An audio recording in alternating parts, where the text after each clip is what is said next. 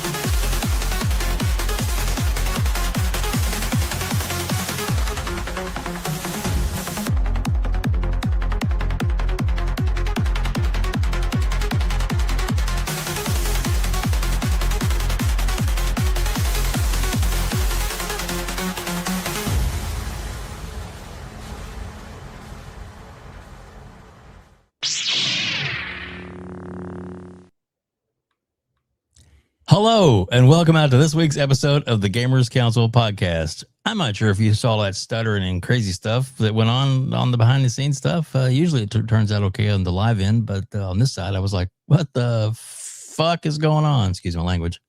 But so anyway, I just want to say that we are here. I'm pretty excited about it. I know everybody else is pretty excited about it. Am I right, guys? All right. So anyway, we are live.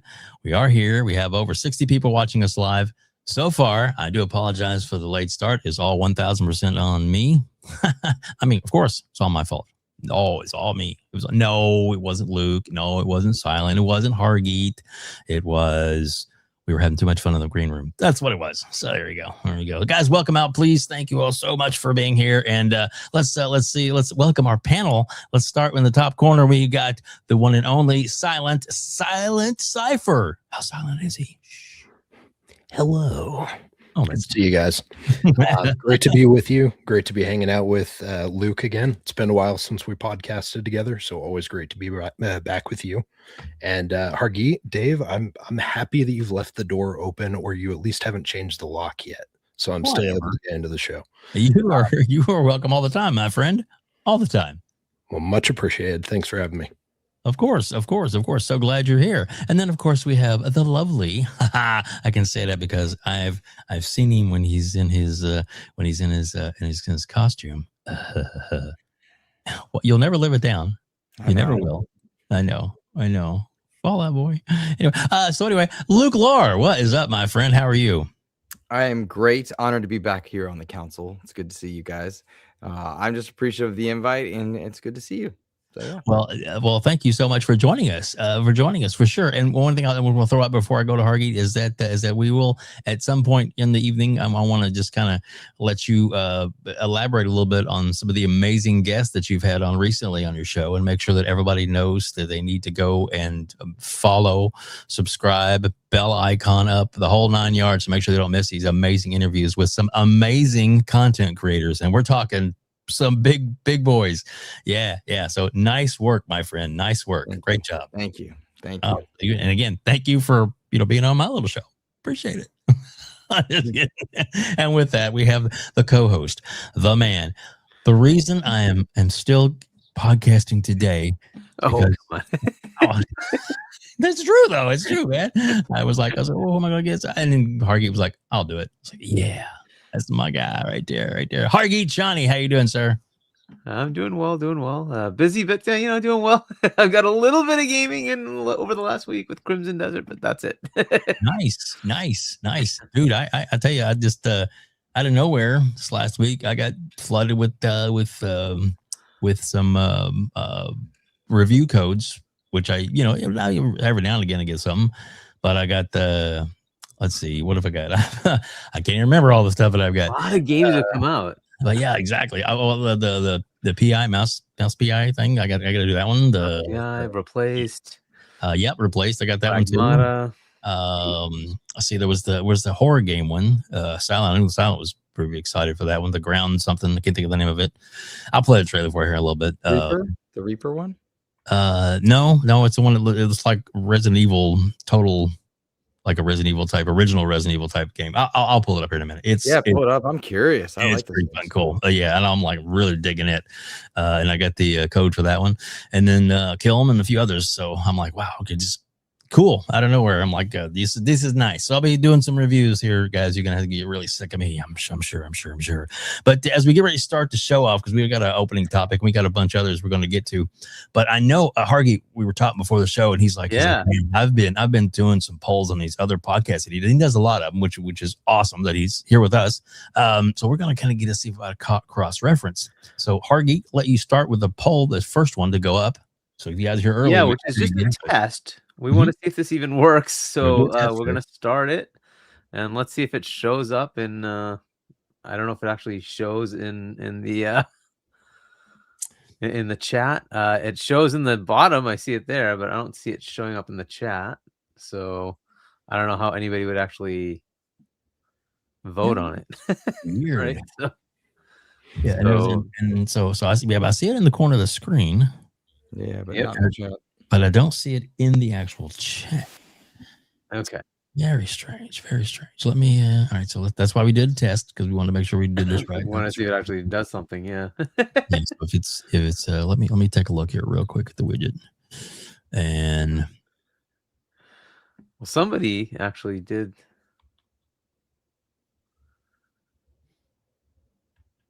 Okay. Yep. Well, somebody's voting. Where the hell are they voting at? Yeah, they vote. Tell us your secrets so we can figure this out. Exactly. I see where we can position it different. I could put it up there. I could put it over there. Yeah, but it's not in the. I could put it down here. Thing, right? I could put it down here. Wonder if it shows up differently in the mobile version. Maybe that's what it is. Yeah, maybe. Not a bad thought. So all right, so we'll just have to do these in the in YouTube directly, I think, right? So because I can definitely do that from here. So let me. So which one do you want to start with? It says it is alive, but it doesn't seem. I don't know. Somebody said that it was alive, but I don't know if they can. I'm on the stream. I don't. It hasn't appeared on my phone. Park yeah, I don't think yeah. Well, we'll blame Park You. I'm just kidding. It's all his fault. Anyway, yeah. So we will do that differently then. That's fine. Fair enough. So which one do you want to start with? You tell me. Which poll? It'll be the first one. The one at the very top one. Yep. Is the. So you can. All right. So I'm gonna. Let's do that one. While that's happening, I will do the first super chat. Adidas, $2. Salute to everyone. Xbox is back. Hargeet olives. All right, if you want your olives, we'll get some olives. Let's see. Let's do that one. There we go. No, it's gonna be Adidas olives. Bear with me just a second, because I got to open up Still so good. Different computer. I got to open up this other screen. Yes, and then actually there was another. There was a renewal of a membership, actually an upgrade of his membership, and I want to get that in here in just a second. You may not show up there. It's on my other screen because I had it open earlier. Got it. All right, cool. Just as a preface on the polls, so I came up with a few questions that I thought were kind of interesting to ask from the audience to see what they think. So we'll ask them. It's based on a lot of the stuff that people keep talking about and all the major topics from Xbox's shakeups that seem to be happening right now. So we figured we'd just ask the audience, and I was pretty surprised with some of the results. So it'll be interesting to see what you guys think. So we'll see what we get. All right, the poll is live. All right. So poll number 1, yes. All right. So is the lack of exclusivity causing brand damage to Xbox? So let's see what you guys think. I'm also voting. Go for it. Absolutely. Yep. Absolutely. Absolutely. All right. So while that's going, we can start the first topic. Yep. And that is in YouTube, by the way. So just to make sure everybody understands that is clear, that you have to be on YouTube to be able to vote for that. Now, if for some reason the test poll was still up, I don't think so now. It should be gone. Let's double check to make sure it's gone. I don't even, where the hell is the test poll? Oh, no, I see. Let's see. It's there. I can remove it if you want. Yeah. No, it's fine. It's fine. But you did pause it, so that's cool. Yeah. So, there you go. It's gone. It's gone. All right, cool. Everybody's like, what is going on with this show? Well, you know, it is a live show, and we like to have a lot of fun and do live shit. So there we go. And now we have 120 people watching us live. So thank you all for joining us, each and every one of you. If you want to, you hit that like button. That'd be greatly appreciated. That's more than anything else. We'd love to have that like button. And if you want to hit the subscribe button, it's only $1 to subscribe to the channel. We appreciate it if you decide you want to do that. That gives you access to Hargeet. You're gonna love this, to all these amazing emotes, which we do have emotes for our guest tonight. We have the Luke emoji, kapow, and then we have silence. That's cool. Emoji, kapow. There we go. And then actually, some people would say that this one's a Luke emoji too. What do you think, Luke? Does that look like an emoji for you as well? Ah, man, that's disrespectful. Oh, goodness. No. Yeah. Wow. Cool. We should tell the origin of that. You can tell them. You can tell them. So last year, the common joke, of course, is that I look like the Fallout Boy, the Pip Boy, blonde hair, blue eyed, and in order to afford getting to SGF last year, my community had a stretch goal of X amount. I can't remember what it was, but I had to wear the Fallout outfit to the community Xbox Fan Fest. If we got to that bar, what we did, my community was able to get me to SGF, which I'm immensely grateful for. Like it helped so much. And the problem is the outfit arrived in not enough time to exchange it. It was too small. But I doth not back down. So I wore that Fallout outfit to that Xbox Community Fan Fest, which was amazing. And the people that put that together, incredible. I believe, Hargeet, you had a hand in that. Dave, you were very helpful in that entire day process. I know, just instrumental in that. But there I was in this nearly skin tight Fallout outfit, and I don't have the body for that. So I was strategically sitting, making sure I was properly attired and covered. But it was embarrassing, but a fun embarrassing. Nobody was me. Everybody was having fun, and they were laughing and supportive, and my community was wonderful and excited, and that's what you want, right? And so the joke is I'll never live that down, but let me just say it was a genuine honor to hang out with everybody and to have that memory. You know what I mean? So like that was cool. Oh yeah, that was cool. Do you have a picture of that handy? I've seen it other place. I do not have a picture of that handy. You don't. Yeah, I really don't. I mean, no. Oh, no. I wouldn't do it to you. I'm just kidding. I can find. I'll dig. I'll dig while you chat. How's that? Okay. All right. So let's. We're gonna get to the first topic. Dear goodness, we having good times. And this was kind of out there. It is. Look, we got there. It that's is. A little blurry. All right. A little blurry. Yeah, but luckily that's actually covering up how tight your pants were. That's true. That's probably the better shot to use anyway. You're a good sport. You're a good sport. I'm sure you were self-conscious of it like the whole time. Oh yeah. Like, that's like the worst is when you're in a costume and it just doesn't work just right. And you're thinking about it. No one else cares, but you're conscious of it like the whole time. I have a video of it. I got a video. There you go. Sure. I will share it to you. But big picture, guys. It was an honor to get to be there. It was fun for people. They got to laugh at my expense, but in a healthy, fun way. I can't be upset. You know what I mean? Exactly. Yeah. But I sent you a link to it. Don't rush to put that up there. At some point, we'll put it up there just a little bit. Just when we start talking about more fan fest stuff, because it was exciting. Exactly. There you go. And we could all tell that Luke was very excited to be there. I was very excited to be there. Yep. At attention.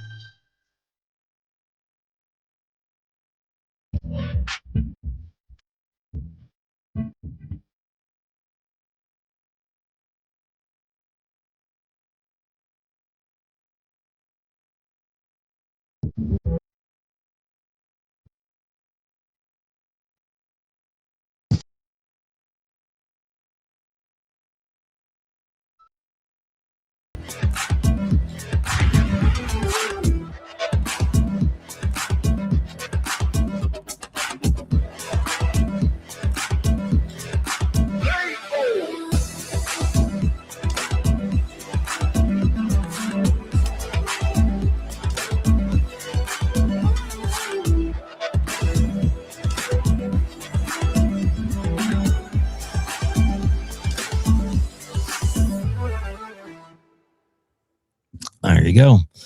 There you go. Pretty exciting stuff.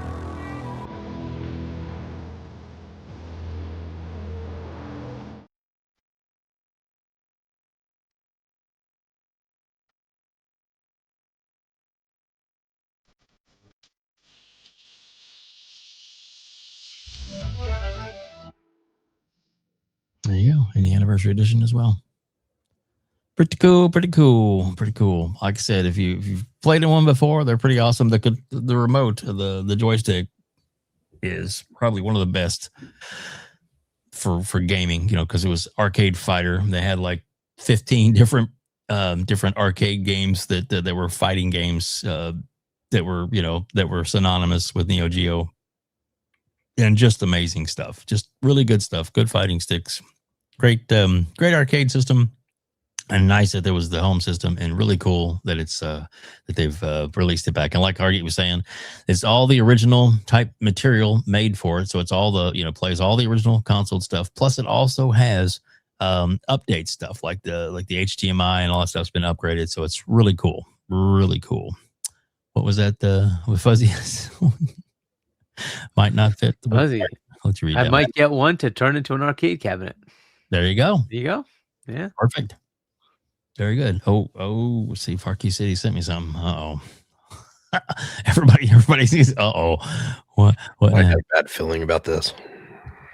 No. What? Now you're front and center. What do you mean? Oh no. Yeah.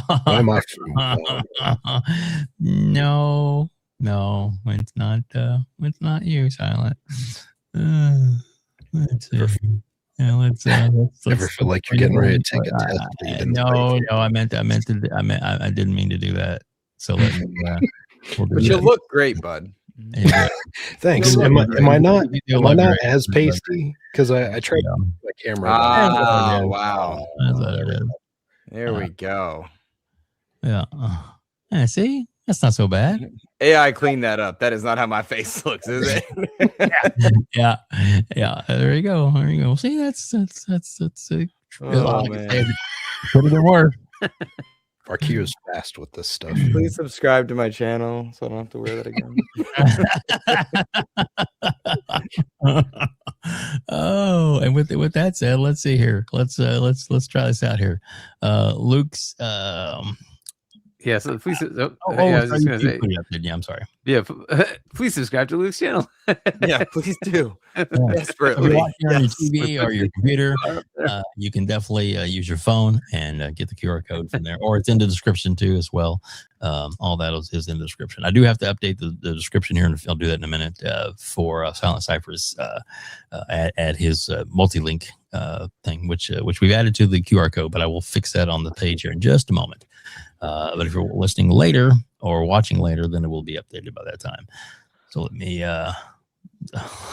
sorry. You just never know what FARK QUE is going to come up with. So it could be some interesting stuff. So, yeah. So one of the things that's kind of interest was he was nice enough to help me with some shirt designs. And I'm going to pull up, I guess, the multi of all of them, I guess. Let's see here. Well, I'll pull those individuals because they look a little cleaner, as it were, of the individuals. So here's one that we're going to go with. Actually, there's two different designs that are uploaded last night, and I'll add this Just the edge stage. Kapow. There we go. So this is one of our. So this is basically our gears type. And I love the way Hargeet's got these massive guns in his arms. I love it. I think it's so awesome. Yeah, there's only one armless character. Hargeet, it's strange. It's you. Look at that. So yeah, strategically placed. So yeah, it looks, yeah, there you go. Yeah, I think it looks good. So yeah, so if everybody get recognized, everybody that's up there, and these were handpicked by me, the people that I wanted to have on this particular image, because we do mix it up sometimes with our different artwork. But in the very top corner up there, we do there's Crispy Bomb, is up there in the corner, and then of course in the middle is Hargeet, and then up on the other side that is FARK QUE. Just kidding. And then second row we have Korkenstein, and then we have the lovely Epic Treasure, and then myself, front and center. I can't even talk today, man. I need to have some sleep. And then of course Kay Asante, a definite member of the council here. And then we have the lovely Holly from that blue number is there as well. So and we had a couple of iterations to make sure that we got the hair on her like she wanted it, and I think it looks really good. So there you go. So it's cool. It's fun, and those are actually up to purchase now if you want to. We have the inexpensive one, like $12. Is the cheapest model, and they come in like 9 or 10 colors if you want. Cool. You that's right. That blue number's in the chat. Hello, love. I hadn't sent you these yet. Yeah. So I'm actually, and just so you know, Holly, I am going to make you a custom shirt that'll have your name on the back, and I'll bring that to FanFest. So just so you know, that's coming for you as well. But yeah, so anyway, just guys want you to know that they're up there and available. Our link is in the description. I'll put them up as well. Let's see. Actually, Hargeet, we can actually scroll to the top there, and we have the Gamers Council merch store. If you want to throw that up in a corner, it'll cover up Silent Cypher for a minute, but you got it. There we go. Sorry, Silent. But there it is. If you want to get to the merch, as it were. So there you go. And then you and I look close enough. It's in the description. We look close enough that it's like if you cover me, I'm still on screen, kind of. So it's there. You go. There you go. Let's see. I can't do that. All right. So let's remove this. And okay, cool. All right, so enough for self-promoting. And again, we do the shirts are just they're kind of a fun add-on thing for people who want to get them in Blood Members community. We don't. I set it to the lowest denomination it'll get because I'm not trying to make money off the shirts. I'm just trying to get the name out there, and that's really what it's all about. So, but yeah. And then Hargeet will get you one of these as well too. Already got you the Arc Raiders one, then we'll get you this design going too. But I got to work on that, but I'll get that going as well. All right, so let's see. Next topic, I guess. Or I guess we'll go around the horn real quick. I kind of interrupted it. You want to get everybody's opinions of the Neo Geo? Yeah, we should definitely get that. And while that's happening, WebDave, you can switch the poll. So we got our numbers on the first one. All right, so first number poll. Hope you get to vote. Let me close that out. Let's see. In poll, and the widgets. It should now be the top one for the next one. Okay. Do you want to read the results real quick? Yeah. So and hopefully everybody sees it. It was 70% think that the exclusivity thing is causing brand damage. So I'll reveal what happened in the other ones with the night shift when I was on with C Money. It was 54-46 again in favor of Xbox exclusivity is causing brand damage. The lack of exclusivity is causing brand damage, and I was stunned by that. I thought it would be like 15%, 20% people care. Like the rest of them, like yeah, whatever. Nope. ILP. That number was pretty much in line with what we saw here. It was 71-29. So right in line with the 70-30 we see here. Wow. That is insane. So, it helps to get like an actual feel of where the customer base is. We all talk about it from our perspectives. That's cool. But like, I wanted to see, okay, well, what do you guys think? Right. So like, I can keep saying, well, I don't care about that. That's fine. I think they should just do what's right for the business. And but ultimately it's the consumer. What do they think? And this is what they're looking at, right? What Xbox and Asha, they're trying to see, what does the consumer care about? And then I figured, why don't we just ask? Let's just ask. What do you care about? Like, is this a problem? And the number is stunning at 70%. That's crazy. How many people want exclusivity? That's a pretty high number. And so, like, not to make that, maybe we should make it a topic, right? But like, that is a lot of the user base then saying, yo, this is something that's important and you can't just forego. I don't know how that works in the market. I don't know how that works for them as a business. Whatever it is, it's a very interesting data point, though, that says this is what your customers want. Now, you might say we're more hardcore fans that would be in a podcast, watching a podcast or something like that. That's possibly true, right? Maybe that skews it a bit.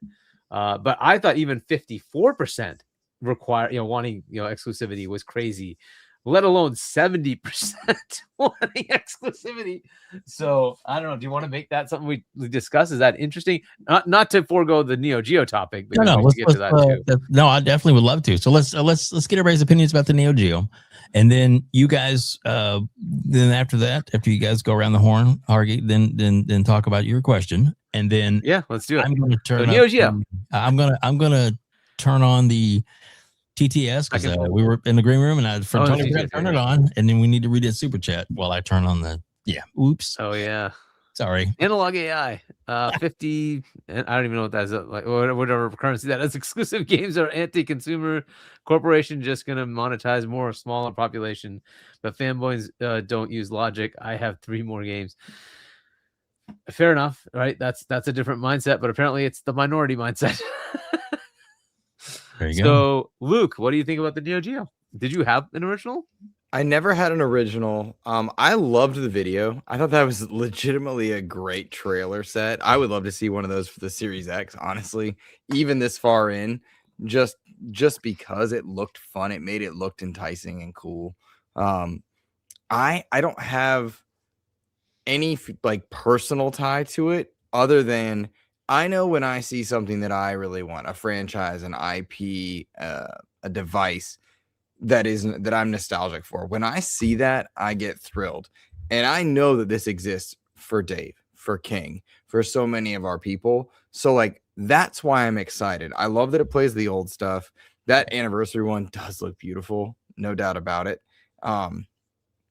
Again, not a personal tie to it, but that's really cool. And I hope that, I hope it finds success because I like seeing this stuff. There was I think it was a device called the Polymega that was supposed to do something akin to this for certain cartridge-based systems. I just think it's cool. I like when that happens. A lot of times what's old is new again, and that's a fun thing. So that's how I felt. Silent?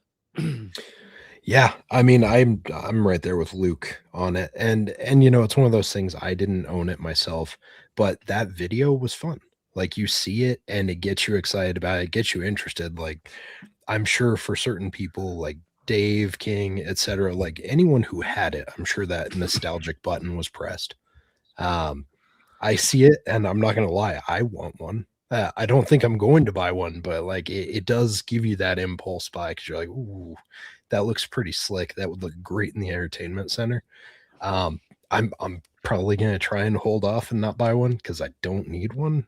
Damn it! But it looks cool. It looks really cool, and I agree. Like, the trailer just made it look fun, made it look cool, and that's the type of thing that we definitely could use more of. Xbox marketing, come on. Like, start doing stuff like this. Why, if someone else is doing stuff like this, like, there's no excuse. If you've got other people out there that aren't even your competition, why not just like throw something out like that too? Hopefully they see stuff like this and they take cues. We'll see what happens, but I think it looks great. There you go. I agree with that for sure. All right, let me test something real quick. Okay. And then we'll read that wonderful thing from Holly. Let's see here. Let's see. Why is that open? All right. No. All right, minimize that. Okay, cool. All right, so tell me if you guys can hear this.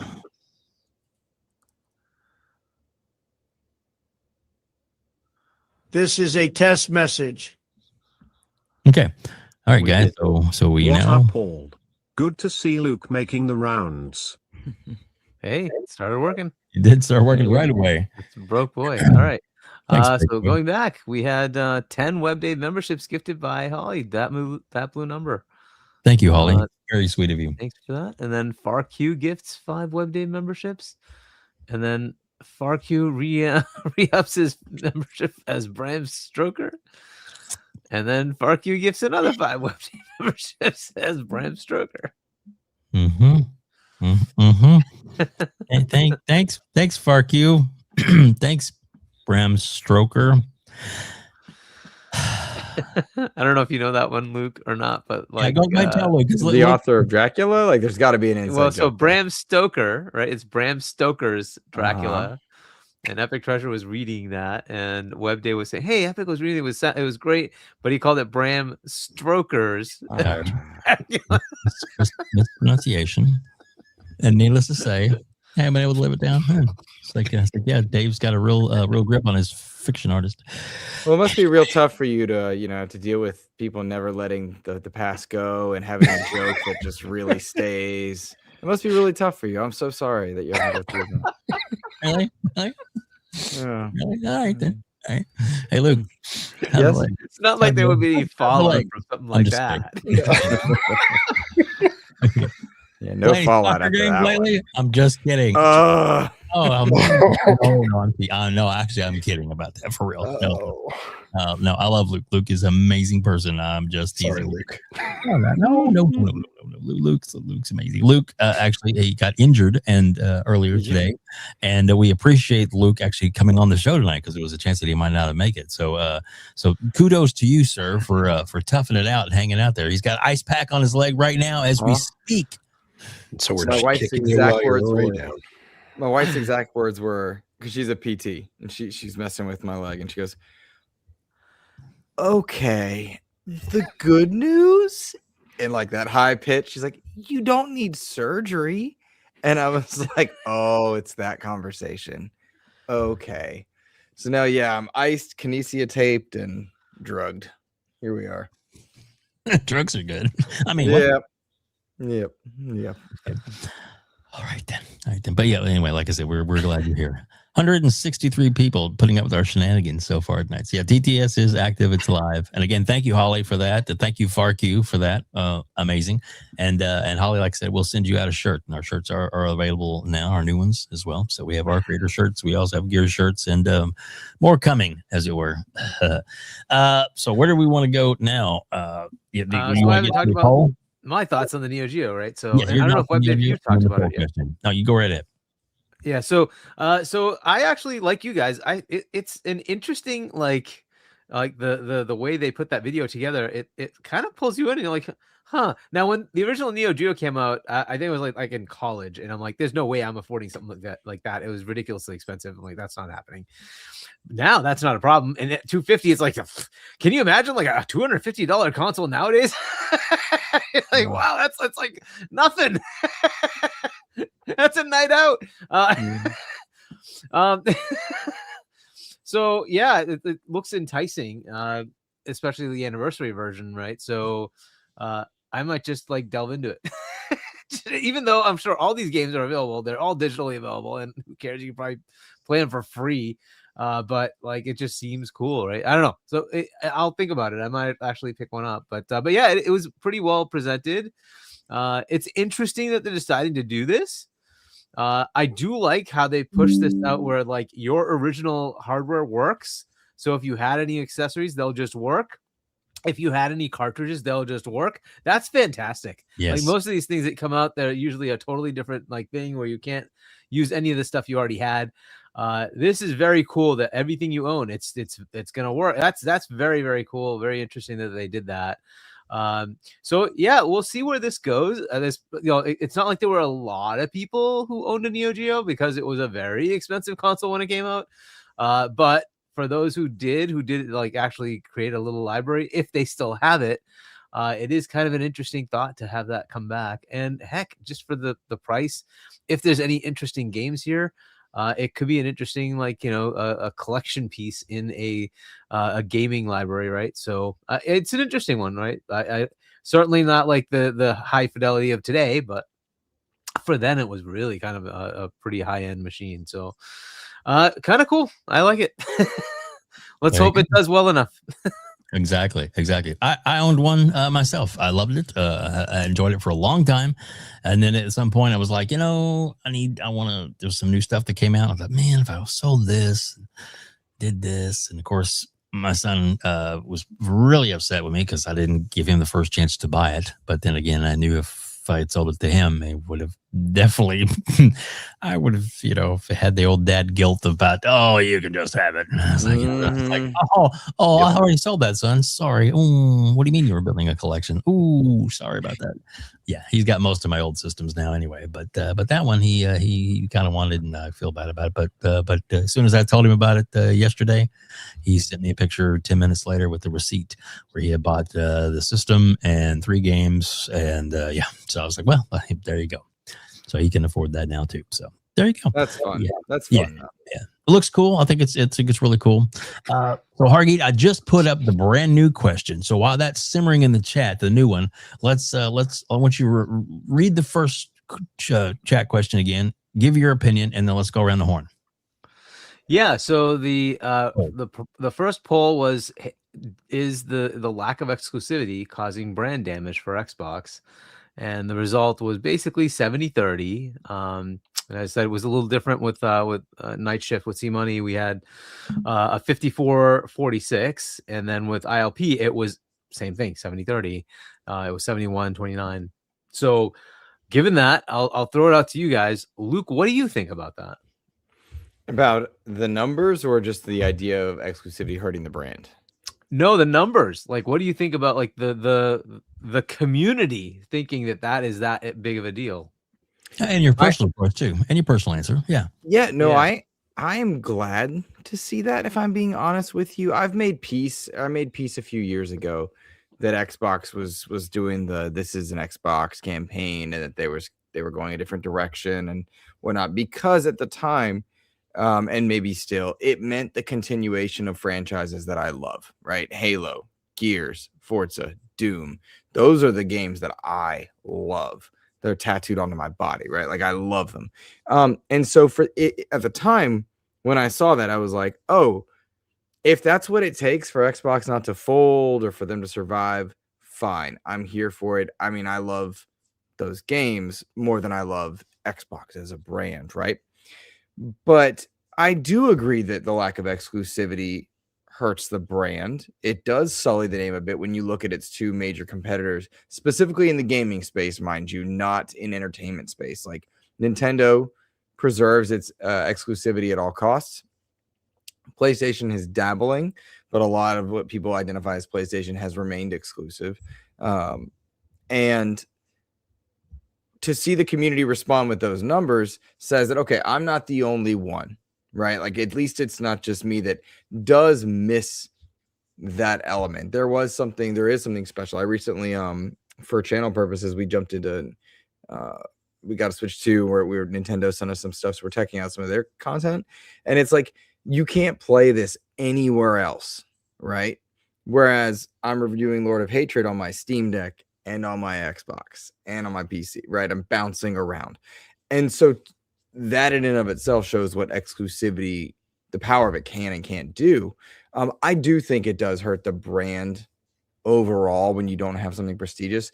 But the other side of it, and clearly based on the numbers, so do the audiences, right, of these various shows, of this show and so on.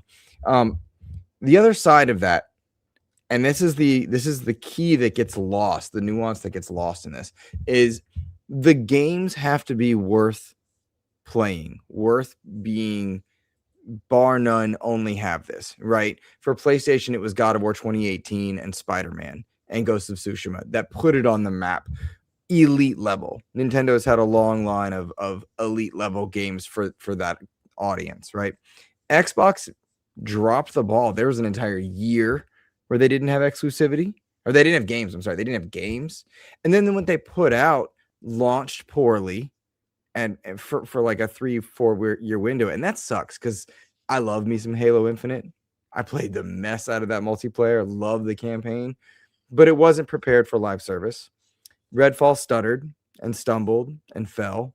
And then you look at Starfield, which, again, hundreds of hours in Starfield. I love Starfield, but doesn't hold up necessarily to some of the more prestigious AAA RPGs right now that are on the market.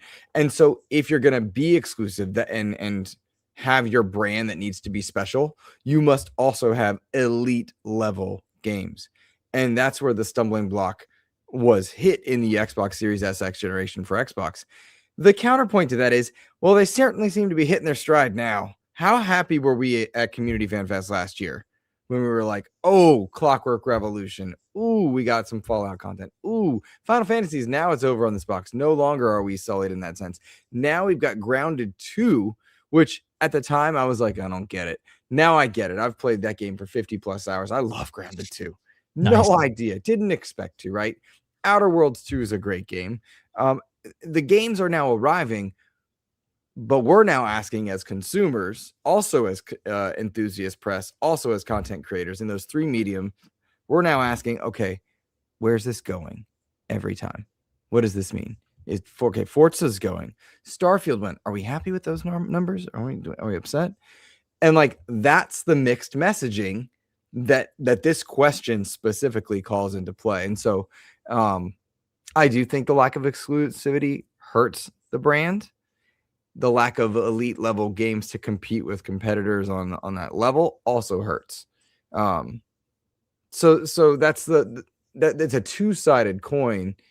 You can't have one conversation without the other for it to be a complete conversation. The other aspect of this that I think is only worth pointing out is that PlayStation's hitting its stumbling block right now. Mm-hmm. Right? They had Ghost of Yotei. Saros is coming, but Saros is kind of in that special AA category. You know what I mean? Like, it's gonna be good, but it's like good for AA, and like that's kind of our Outer Worlds or maybe State of Decay 3, maybe. Like, they're in their stumble moment right now. So it's not like it's just an Xbox thing. Everybody has that stumble moment. The Wii U, the Virtual Boy, you know. So it's not a just Xbox thing. But again, I kind of finalize my statements by saying I love Xbox. I love Xbox games. I love Halo. Gears and Doom are tattooed on my body. I have all the Halo novels over there. You can obviously see my background. I'm doing a whole Xbox at 25 series on my channel. Nice. I love it. I love it. I want that exclusivity back because I want to celebrate being an Xbox gamer without having to defend being an Xbox gamer. Does that make sense? Yes. Yeah. It does. It really does. Silent Cypher, your thoughts? I mean, I agree with a lot of what Luke said, but hold on one second. 29 months of membership. If we have no exclusive, we have no competition. Bunty, thank you. Yeah. Sorry about that, Silent. No, it's all good. No, I agree with a lot of what he said. And as I've been bouncing around watching some different shows throughout the community, jumping into Dirt shows, Shaun shows, just kind of all over the place, just seeing what everyone's, seeing what the temperature is in the room for some of this stuff. There's definitely been a lot of that same feeling of like, focusing on your own properties, making sure that things are, again, going back to what Luke was saying is like the value proposition and actually getting these games back up to that quality to make it something that drives someone into your specific ecosystem. I understood the business reason for moving games over and thinking that would work based on some of the numbers that we saw with those games that went over to PlayStation. Doesn't really seem like it worked out very well, but that kind of goes to what Luke was saying is like, if it's not a big tentpole title that has a ton of like fanfare and fervor, it might not do very much. You throw something like, what was it? You throw like Pentiments and things like that, or some of the smaller games, like it's just not going to do what I think they were hoping it would. We also know that a lot of that community doesn't actually play games. They play Twitter. So it's not super shocking that the numbers were pretty soft for everything that's gone there except for Forza, essentially. I think honestly, like for me, I think originally when I saw this stuff start to happen, it felt like there was a moment where Nintendo, Sony, and Xbox all kind of seemed like they were almost willing to kind of let the guard down a little bit, put stuff across systems. You know, we saw the crossplay, we saw some of those things happening. And I was like, maybe this means we'll actually see some of these games transfer over, not only from Xbox, but maybe we could see something from Sony. And we started to see what that could look like. But then things changed very fast. And instead of it being like, oh yeah, these are going to go over there, those will come over here, that didn't happen. Like we saw Helldivers, and that was about it. Death Stranding. Now, granted, that was a third party type of thing, but it felt like there for a second maybe we'd actually see some of that like tit for tat. It didn't happen. And so I think Microsoft should honestly just focus on their stuff. Now, whether we see it as like PC, Xbox exclusive moving forward, I doubt we're gonna fully go back to that with everything. Maybe we'll see some titles where that happens. I would imagine mostly we'll see like 6 months to 12 months. If they do jump into something, they'll just go back to like timed exclusivities. But again, it weakens the brand when we're constantly having to have the same conversation over and over again. Like, oh yeah, Starfield came out, so when's it going to PlayStation? Oh yeah, this went out. Okay, but when's it coming to PlayStation? Is it coming to PlayStation? Like, I feel like it muddies the narrative for them, and it takes away a lot of that momentum for them as a brand when people are always like, oh, well, I'll just wait until it goes over to my PlayStation. Like, I'm for them keeping it if it bolsters their brand and it makes it so they can continue doing what they need to, and they can actually drive people into their ecosystem. Awesome. It's just a question of how far they'll go with it. Again, timed exclusivity, or if they're going to actually start pulling some stuff back altogether, only time will tell. We've had some tidbits and rumors here and there that maybe it's going to go fully, or maybe it will be timed. But I think we'll know a lot more here in a couple months when we go to the game show. Agreed. Yeah. So you're looking to hear that word? Exclusive. Absolutely. I miss that. I miss that and the world premiere. I miss those. Oh, world premiere. Oh, you mean this one? World premiere. Yeah. Got that one. I'll start with this one. Hold on. So if this is about competition, let us have competition. Yeah, that's what we should have. Go ahead, Hargeet. Your thoughts?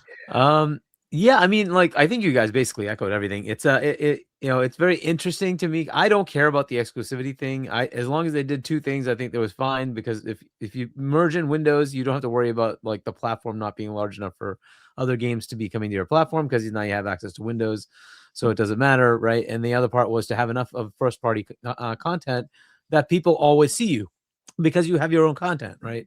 And that keeps you in the zeitgeist just because of that, right? You just keep putting out more things, which is something we will talk about when we talk about something else that just got shown to us this week. But exclusivity seems to matter a lot to the community. That is something that really needs to be rectified then, right? Like it isn't just about Hargeet, right? That's the thing. It really is about your customer base.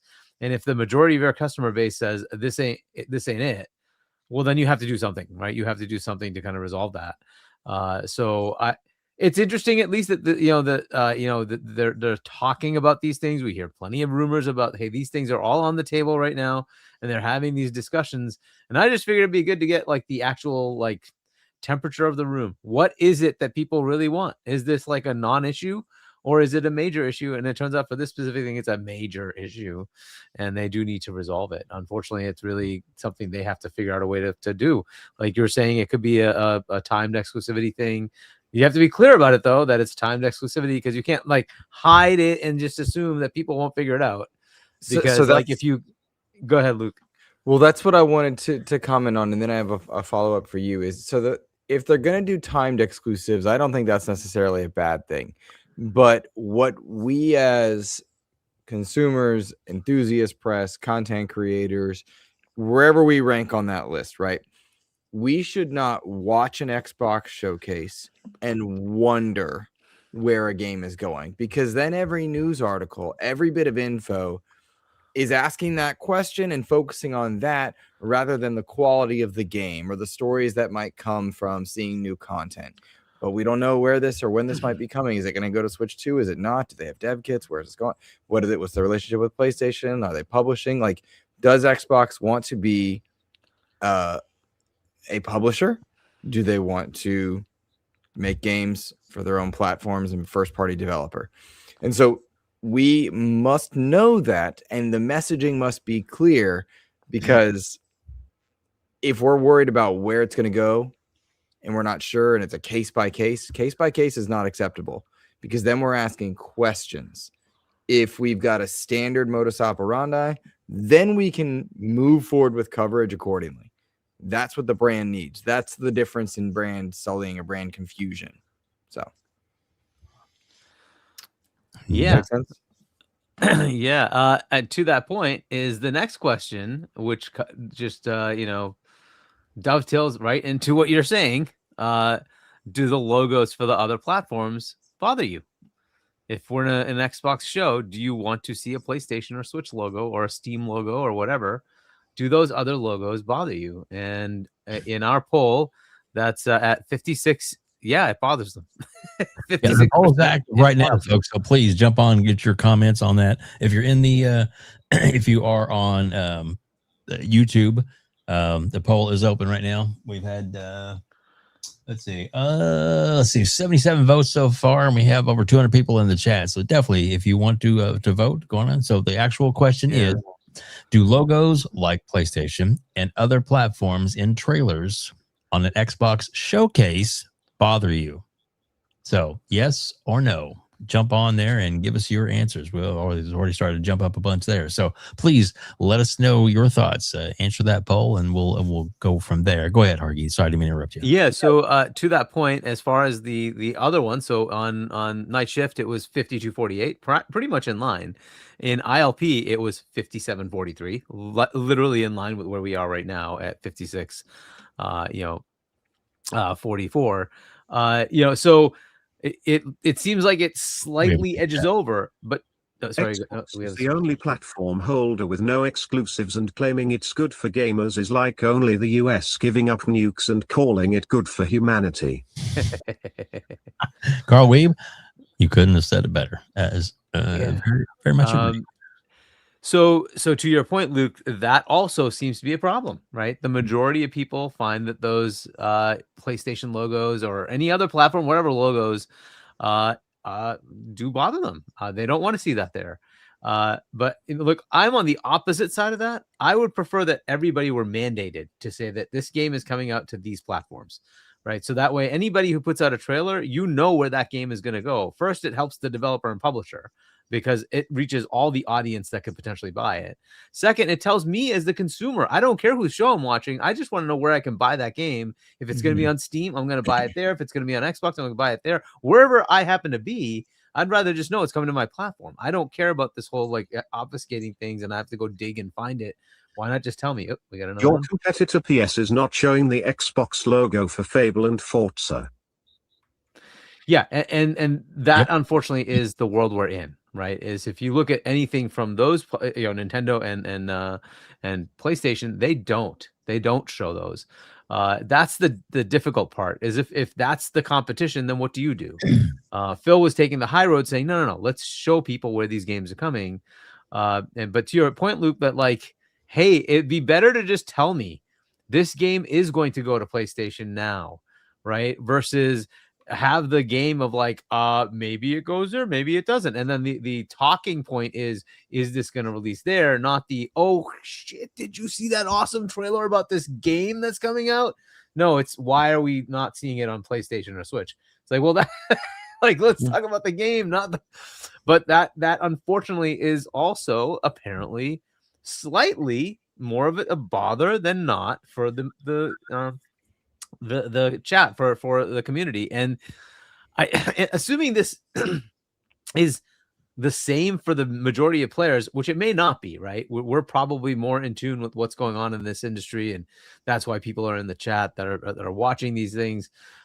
Maybe that's not the case for the average consumer. Let's assume it is. They still have a problem there, right? If you put that logo there, you're now causing more than half of your customers to get annoyed. So what do you do in that? I don't even know what the answer to that is. But this is kind of an odd situation, right? Of like, they want exclusives. They, as far as Xbox from a financial, the market itself is saying exclusivity is tough when you get to these big AAA budgets, right? That's why PlayStation was putting their games on PC. They were looking for more money for those games because they cost a lot. Okay, what do you do with this kind of world?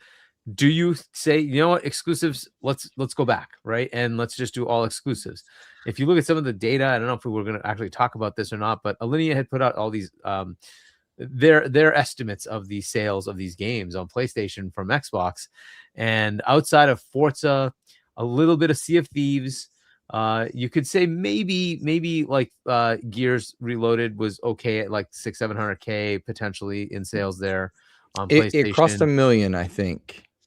Total it crossed 1 million. Yes, I'm sorry. Yeah, it's a total sales, and then 70% they estimated, around 70% was PlayStation versus 30% on Steam and Xbox. And they're like, okay, so if 700-ish K, that's decent. It's not a small chunk, it's not a big chunk, but it's, it's a decent amount. But then outside of that, they've done like crap, right? So most of the games, if you add them all together, their entire sales don't reach 1 million. And that gives you like what, 35 million total in revenue. That's for all the other games outside of COD. I'm taking COD and Overwatch, all that stuff. We just leave that alone, right? That's going to be there. We're not going to touch that. Minecraft is always going to be, whatever. That's fine, right? So all those other games they put out there didn't really go anywhere. So then the question is it worth it? Was 30 million, 40 million worth it? If you look at Forza itself, that did sell pretty well, right? That was like 5 million, something like that. It's maybe 6 million. That's a decent chunk. And you say, well, is that worth it? Sure. If that's the only game, is it worth it? And then the question becomes, I don't know, right? And do you just say, walk away from that money? It's probably like a couple 100 million. Or no, I want to try to figure out which game will make that kind of money. All the while your customer base is saying at 70-30 that, no, we don't want that. I don't know what the answer to that is. So, could Microsoft afford it? 100% they could afford to not do this. It's always been, how do we stretch that profit margin, right? That's been the thing. So, but anyways, what do you guys think about that? I think it's worth noting Gears Reloaded is a bad port of a good game, and Starfield is not running well on PlayStation. So those are terrible first foot forward for two major brands. Gears Reloaded, an old title, yes, but it's a bad port, and it's a bad foot forward if you're planning to put EA somewhere else. And then for Starfield to launch in the state that it did, and like we knew from review copies, it wasn't going to launch well. That game's genuinely an architectural mess, which stinks, right? And so it's hard, I think, to say like those games aren't selling on PlayStation, they're not buying them if the quality is not there in those cases. In other cases, like Sea of Thieves, Pentiment, I don't think was meant to sell a lot, right? Mm-hmm. There are other cases, but for big pillar franchises, if you are going to go if you are going to go multi-platform, then you need to go all out with your big guns, and it needs to be a great first foot forward into a different ecosystem. And I'm not sure they accomplished that with any game outside of Forza Horizon 5, which is just a S tier game in general. There you go. And do you think the logos should be there? I do not care personally.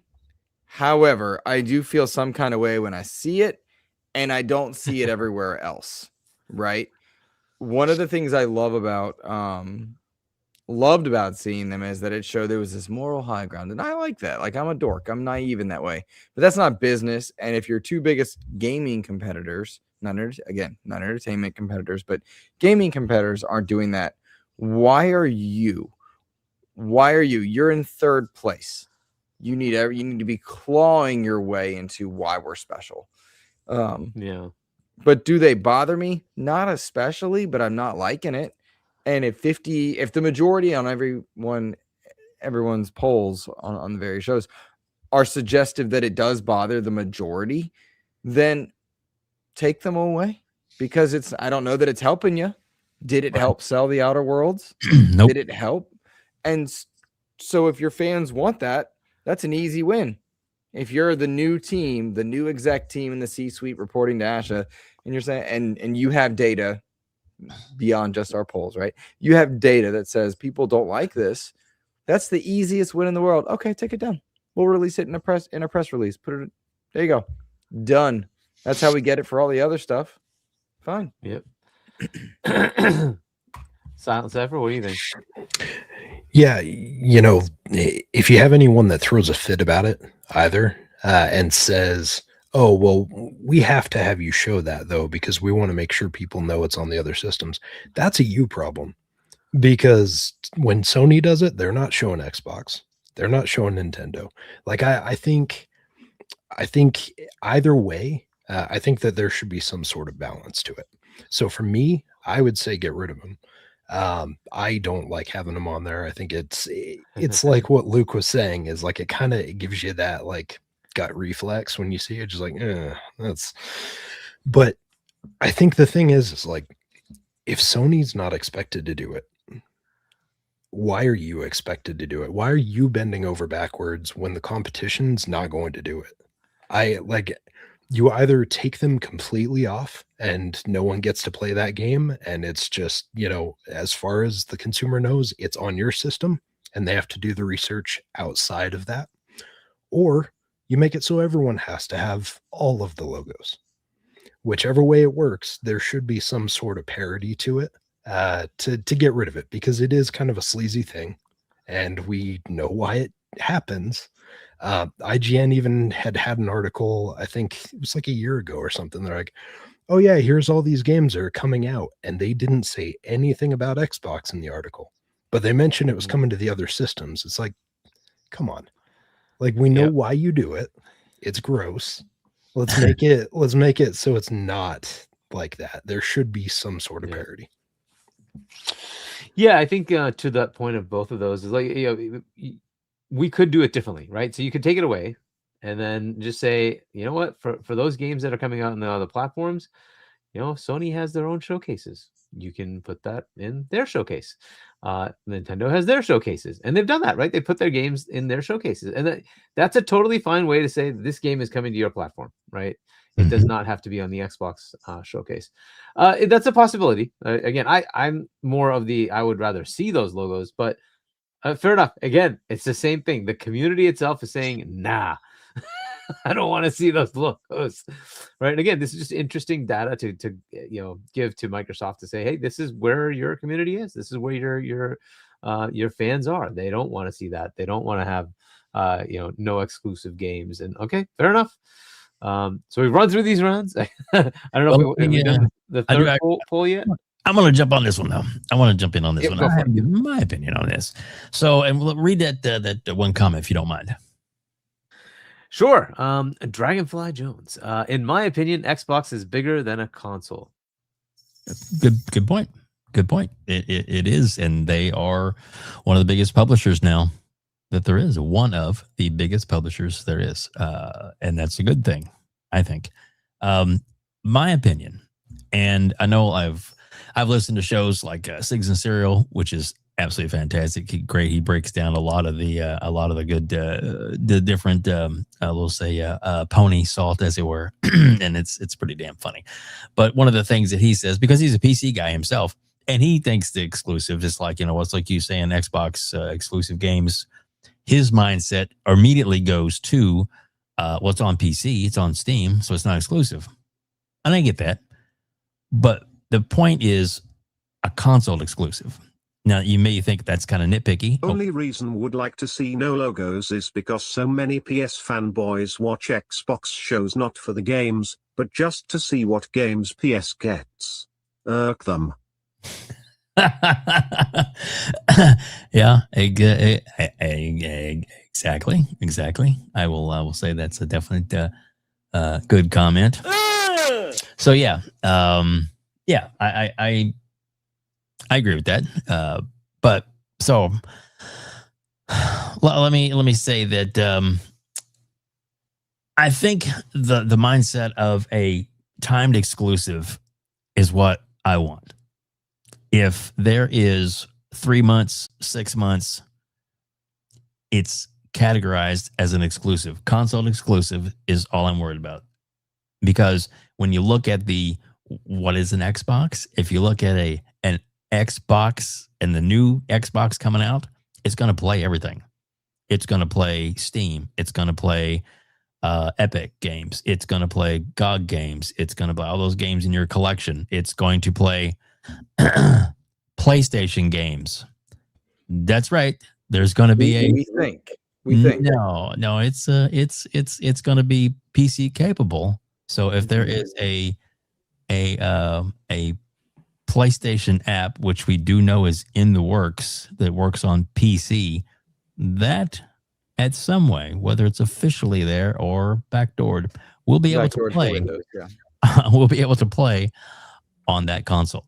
So yeah, so we're gonna have access to all those, even if they start stepping away from other things, which they're not. They're not. The whole fake narrative from fanboy pony sites that they're pulling away PC games. Dude, there's a PC version of Wolverine in the works right now. There's a PC version ready to go of Saurus right now. Will they release it right away? Probably not. But is it going to be coming? It's coming. Trust me, it's coming. And so people that say this not, it's a rude awakening for a lot of ponies out there. Sony's in a lot of trouble, and that's what it really comes down to. Financially, they are not in a good place, especially with their shares are $20 or less. I'm sorry, folks. It's just not this is not the case. No matter what you want to believe, PlayStation needs the money. And those places that go like, oh, they only made so many billions of dollars last year by doing this. It's billions of dollars that they use to fund everything else. There's a reason why Sony went let's do all our streaming services through Netflix. Oh, let's sell off our, renowned TV division to TCL or TCL, yeah. So there's a reason why they did these partnerships. It's because they need themselves into a better financial place, and then they are. So we'll see what happens, but I don't know. I just think that the bigger picture is that the word exclusive on these games is good to have. And then when you do showcases, if it's an Xbox showcase, it should be just put it out there for the Xbox.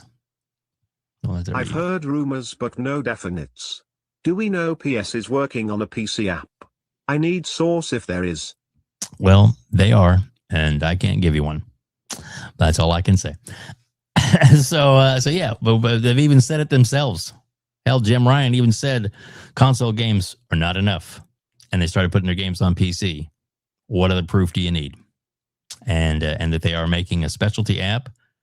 Even Jez has said that in the past, that he's heard that they are working on their own app. So all I can say is I truly believe that it is actually in the works, and it's going to be something that a lot of the hardcore ponies aren't going to be happy with.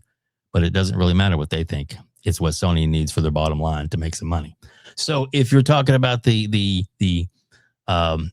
branding of other systems, if it goes to other systems, other stuff going to other consoles and stuff, that's fine. But if you're doing an Xbox showcase, just put it out for Xbox and of course Steam, because that's technically part of it's the PC market. That's good to go. But you don't have to put the other console names on there. You don't. If they do, I mean, obviously it's somebody thinks it's more pertinent to do so. What I'm thinking is that when they release the actual video, that the trailer releases on their site, on the Microsoft Store site, or actually Microsoft YouTube channel, that can have all the logos on it. But your showcase doesn't have to have it there. It just doesn't. So, or maybe even say, which would really piss them off, coming 6 months later to PlayStation. Oh, timed exclusive. I don't know. Maybe I'm being petty or whatever, but to me, Microsoft makes a better product. They definitely have a hugely better ecosystem, and they're more fan friendly than the others. But we'll see. And maybe I'm showing my bias, and maybe that's why my channel's growing. Anyway, there we go. All right. So Hargeet, I've beat this horse a dead horse enough. And if anybody has counter comments or anybody else wants to throw into what I just said, because I know I threw a lot of shit at the at the screen, and see what sticks. But if you guys want to make comments, you can. If not, we'll move on. Anybody? All right. So yeah, are we good? Poll? All right. No, we'll worry about the next poll when we get to that topic, because there is a topic that directly works with that poll. So we'll do that. Okay. Why don't we go to Metro? Let's go to the new first look, the Xbox first look that we just had for Metro 2039. Yep. I don't know if you have that lined up or not, but it's got a lot of stuff here. Let's see. No, do that. You. Nope, that's that one. Nope, I didn't queue it up. Of course not. Let's see if I got it. Let me back this out here real quick. I thought I had the trailer. There's a lot of topics, and sometimes you just don't prepare for everything like you should. Hell, I didn't have TTS turned on. And what kind of a bad show host am I? But anyway, let's see here. Hargeet, do me a favor. Help me look. See if you can find. Help me find something that we can put up on the screen, because I know you have access to bring them on screen as well too. I know there's got it. Perfect. Let's see. Let's go here. I'm gonna stop sharing mine. That way you can put yours up there. I think this is the one. Let's see. Welcome out to over 250 people that are watching us live. Thank you all so much for joining us. We greatly appreciate you. And we will bring this up. Where is my thing? Here it is. Okay. How do I hit pause, turn on volume, and then go back to, where's my Google that I can do the share with? That's kind of the headache with this stuff, isn't it? Dude, I'm looking at 5 screens right now. So while you're working on that, I'll just mention something I saw in the chat. So someone had made a comment about, so now exclusives matter again. I don't think it ever stopped mattering. Like, ask Sony if exclusivity matters to them, because it seems like it does. Yep. I get that it's the thing in conversation right now, because it's potentially what Microsoft is getting ready to move on. And so almost everything that Microsoft does just gets more scrutiny. But the competition seems to care. So should we play? I don't think it ever went away. There you go. Are we good? Yep.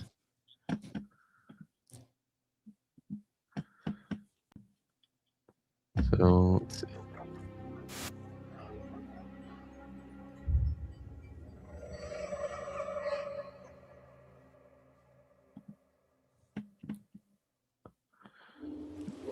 I ask you, do you want to come out of the darkness and become a pure nation?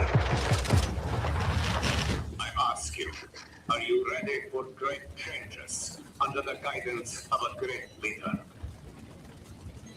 If you are, then wake up and open the door for the noble right. Wake up, wake up, wake up.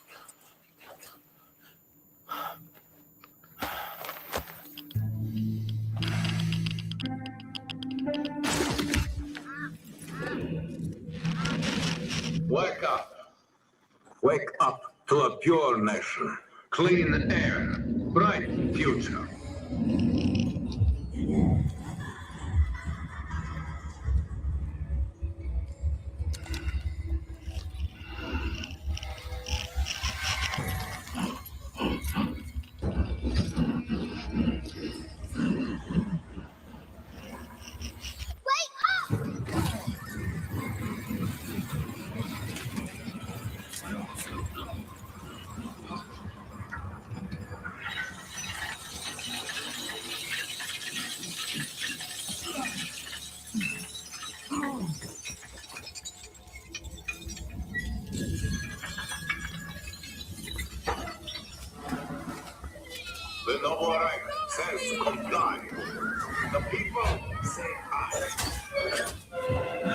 No. No.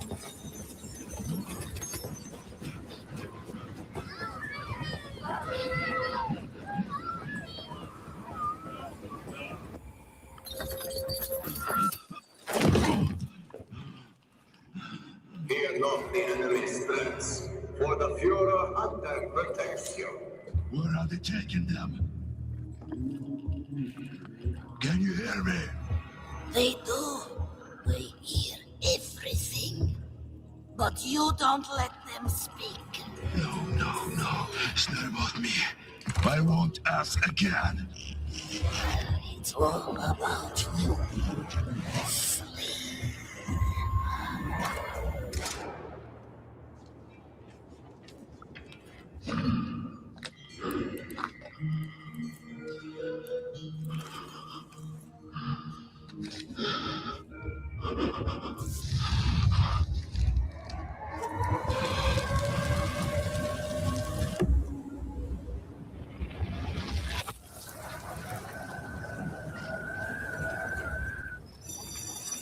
All together now, children.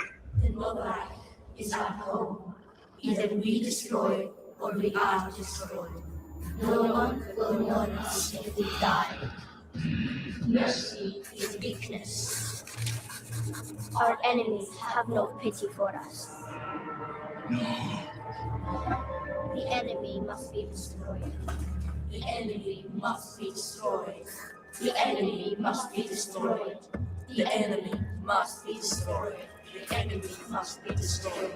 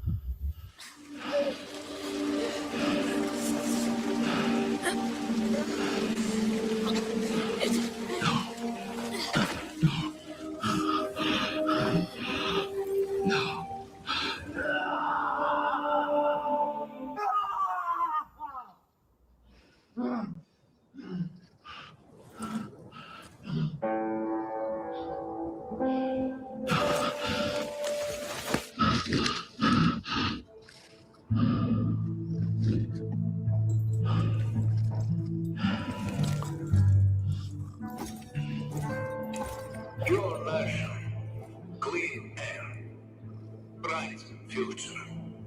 The Lohr is our home.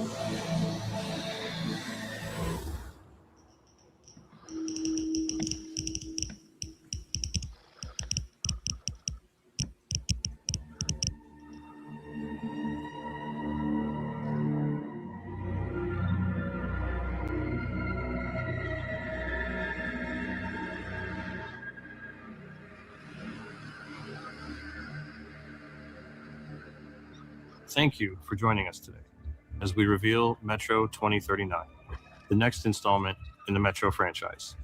We at 4A Games are really proud to show you. Skip ahead some. Do you want to keep going? Or I can go to the gameplay part. That would do that. That'd be great. Yeah. And we can even mute the volume if you want to and start talking about it. It looks so good.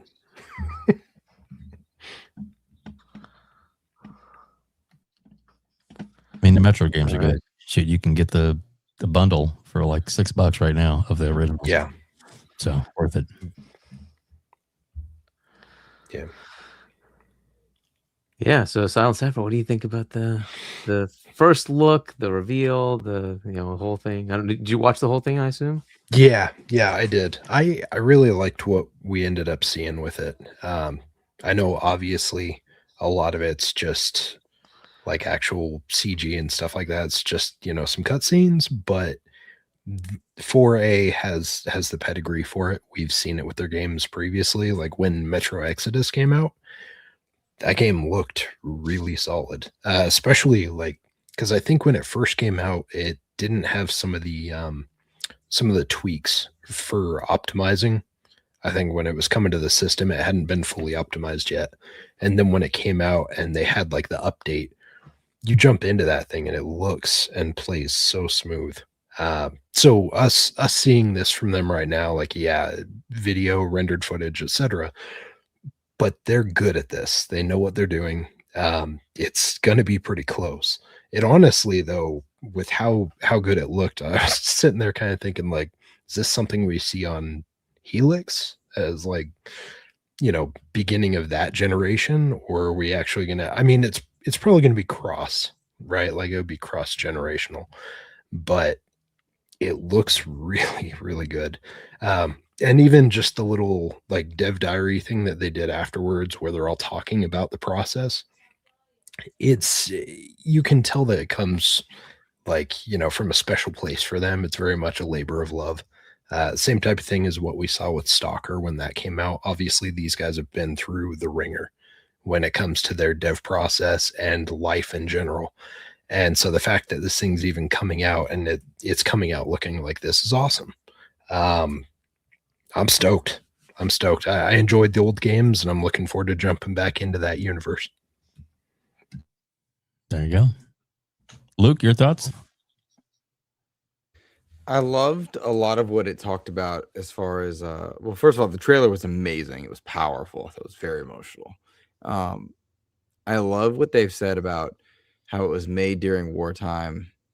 The modern wars have greatly influenced what Metro has become. I've loved the Metro series. I've like all the way back to the first game. I really liked them.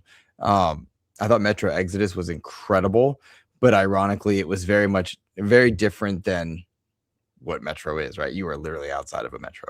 But I really appreciated the overused word we often say is visceral, but the visceral nature of this trailer, the emotion that came with it, I'm really excited for it. I think a lot of people will look at Stalker and Metro and at a screenshot mix them up, but then in gameplay, they're very fundamentally different. I'm really happy this game got the spotlight that it did. I appreciate Xbox for showcasing it in the way that it did. I'm really excited for this one. I loved Exodus. I really liked First Light. Yeah, I'm here for this one. I'm curious what direction they go because they have a couple routes they could take with Metro that are a bit paranormal or extraterrestrial in nature should they want to explore that, or they could stick to the very human side of what this is. But anything that's horror adjacent in the shooter space, I tend to really like in general. So I'm excited for this one. There you go. Hargeet, your thoughts and on all the stuff that it says on the screen right now. Right. There are the logos. Anyway, yeah, I'm not that much of a fan of Metro. I've played a couple of them, and it's like, okay, I get bored of them for some reason. I don't know. It's okay, I guess. Yeah. But so looks good, but I don't know if it's something I'll really be going out and buying the first day or not. I don't know. It is Xbox Play Anywhere, which is kind of cool. But yeah, I like it. Again, it looks really nice, but the gameplay to me has just been okay. I don't know. There's something about it that just I don't really seem to care for some reason. And maybe it's just I'm not giving it enough of a chance, but I don't know about that. And then as far as like this first look thing, I think that is something we should discuss, right? That this is another show type that they've just added. Mm-hmm. So that's interesting to note. This was more of a dev direct type thing. I did skip over sort of the developer, part of it where they talk about it. Luke, you mentioned it, right? This was done during wartime, and that really changed some of the direction. But that, that's what we've been getting with the dev directs, right? Isn't it just like here's a trailer? It's talk to them as to what was the inspiration, why are they doing this, what are the things that they're doing in there? What should we be looking for? Not sure if you saw or not. Ecstasy posted hour ago. Layden commented on LinkedIn saying just kill something Xbox, GP. Asher replied asking to talk. No, I didn't see that one. We'll see if we can dig it up. Great. Okay, anyhow. Yeah, you're good. So yeah, as far as like this one, I think it's a good format for showcasing a game like this. So I kind of like that they're doing that. it's kind of what Asha's been changing as far as like, instead of us having lull periods, it seems like there's always something happening now, right? We always have something to keep Xbox sort of in the news, right? So that keeps Xbox in the in the conversations in a good way. Hey, they just what was that? In a good way, positive. Yeah, I mean, hopefully you would think most of it is positive. That's what you want to see, right? But yeah, it's so it is kind of keeping them in the forefront of thought, right? So that people keep thinking about Xbox, and the normal assumption of Xbox isn't that Xbox is dead, right? that we have somebody like that just dancing on the grave, right?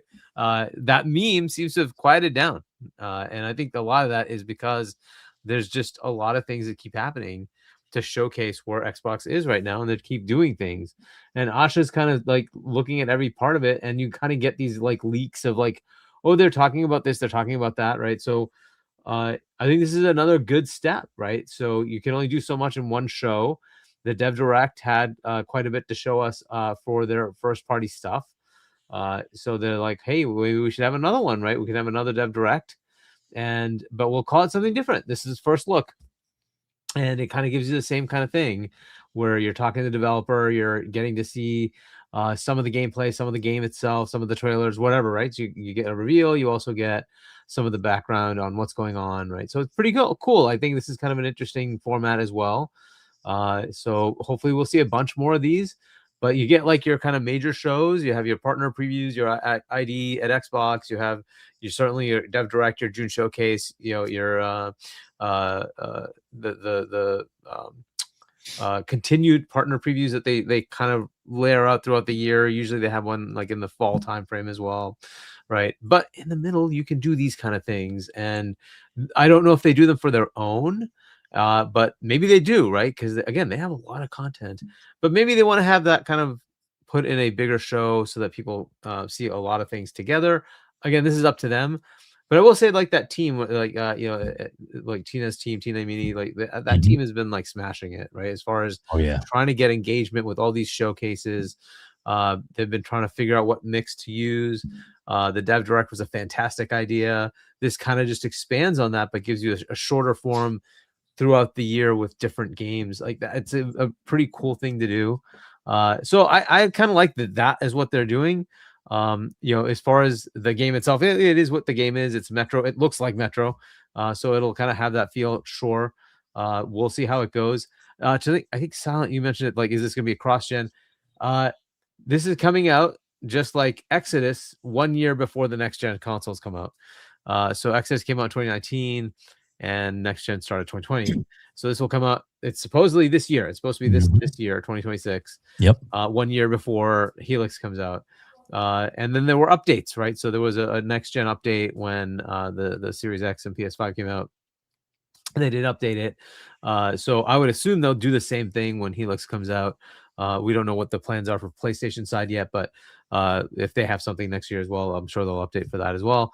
But yeah, it seems like it's in that same range, right? They'll release it for current gen and then update for next gen when that's available the following year. But yeah, it looks pretty good. And I don't know if that was like on Xbox or if it was on PC. It probably was on PC. So from what we saw, but whatever. That's the game, like, and that's pretty good, right? It is releasing on Xbox on PC, which it's also releasing on Steam and Epic, so they can show it there fairly, I suppose, right? But yeah, overall, I thought this was kind of cool. Like this little snippet, it was like 15 minutes, 20 minutes, something like that. So it was pretty good. Yeah. So I like it. I like the show style. I think it's pretty good. Right. So I agree too. I think it also gets out the product out there for for more stuff to look at, but. My thinking is to be like, why do you have all this other logos and stuff? Well, first of all, it is a Play Anywhere title, which is fantastic and could possibly be one of the things that Microsoft can say to a developer. Hey, look, you want to show your product off? Let us help you. We'll let you do a developer show. Let you just show your stuff, and then we'll let you put the logos because we know it's going everywhere else. And that may be part of the tie-in. It may be part of the agreement. Say, look, we'll make sure that you have that it's going everywhere. but it clearly in big bold letters has this Series X and X, has the Xbox on PC and cloud. So it all right there big, to let everybody know. And then below it, it has the other places it's coming. So, I mean, I get it. I don't necessarily like it, but I understand that maybe it's the way they have to, because they are a big, huge publisher. They want to make sure that they're making everybody happy. And what's the best way to grow for the future of Microsoft is to really get in the game, as it were. And, original Xbox, the plan that Bill Gates wanted, which Bill Gates is no longer affiliated with Microsoft at all, that there was going to be he wanted it to be the Windows PC in front of your TV. He wanted it that way. And then they kind of changed and stepped back a little bit and made it more of a console type system. And now it seems to be leaning toward more of a everything type system, which is not a problem to me. I think it's good. The Steam machine, when it comes out, which there's some new development on that. There could actually be an announcement next week of a release date for the Steam machine. They've already started. Apparently, there's already started some places already starting to say that there's a lot of inventory coming in for the new controller. So that actually may release first, but we'll see for the Steam controller. So with that said, though, it's definitely, I like these things they're doing because it keeps them in the headlines every month. Every month there's always something, and hell, every couple of weeks there seems to be something going on.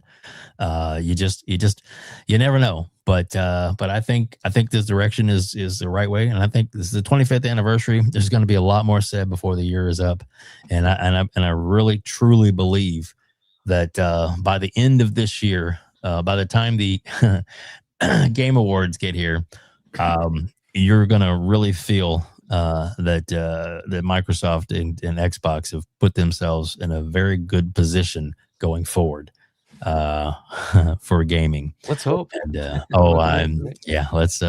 hope, and let's hope all the things I've heard are true. But sometimes rumors are rumors until they aren't. All right, so there was the comment about the Ecstasies post. Hargy, would you want me to bring that up just out of the blue? Because I can do that. Sure. All right, let me remove that. And we can kind of dissect it. Just, touch base on it since it is something dropping. And, we are a live show, as you were. All right. So here is this one, right?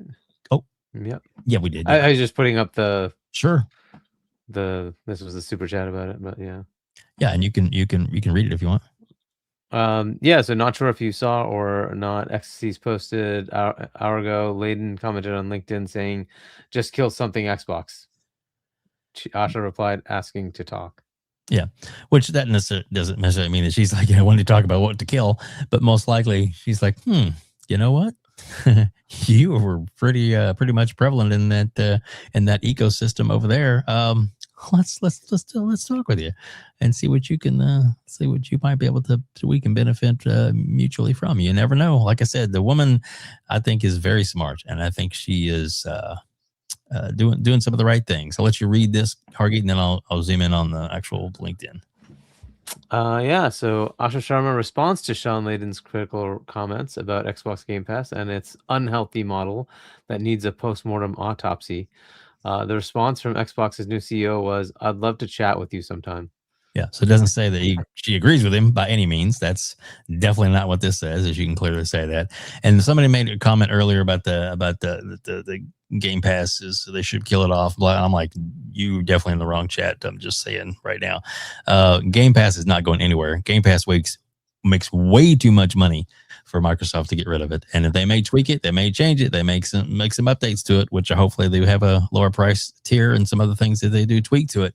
But as far as getting rid of it, Game Pass ain't going anywhere. It's probably the future of gaming as we know it. Go ahead, Hargeet. Let's read that again. So Shaun Layden says they are trying so hard to will this into health despite unfavorable diagnostics and a grim prognosis. A clarifying post-mortem would do the entire industry some good. Were you talking about PlayStation? Yeah, that's kind of what I was thinking. Because, PlayStation is pretty much dying on the vine. They don't want to admit it, but it is true. A post-mortem for that, maybe? Maybe we should have a postmortem for that. We should talk about why PlayStation sucks at picking out what games to make. Just saying. Yeah, exactly. Concord, anyone? Oh yeah. Anyway, all right. So yeah. So Hargeet, we'll get your thoughts on this first, then we'll go around the horn, see what everybody else thinks. I look, unless Shaun has some internal numbers, I don't know what he's talking about. Like, there's a reality to the fact that PlayStation hates that Game Pass was there at all, right? They just hate it. They're like, why is it that you are giving people a value? That's just terrible. People need to extract as much freaking blood out of every consumer as possible. That's who this guy is. Like, you can just see it from his commentary, right?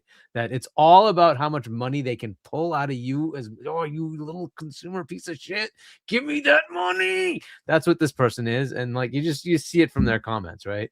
Like, instead of saying, what are you doing to create value for your customer? The answer is, why did you do this, you pieces of shit? Like, that's his real, it's really what it is. You can just kind of see it. Like, read between the lines, guys. That's what they're doing. Read between the lines. That's what it is. They just can't stand it. Like, the same thing is like, the movie industry when Netflix came around and said, oh, you want these things on these physical discs? So I don't know, maybe we could do streaming. I'm just saying, maybe we can just give it to them, like they can just use it anytime. Oh no, that's gonna kill everything. Okay, that's good. Whatever, fine. It is what it is. This is the world. It moves on, whether you like it or not. It moves on.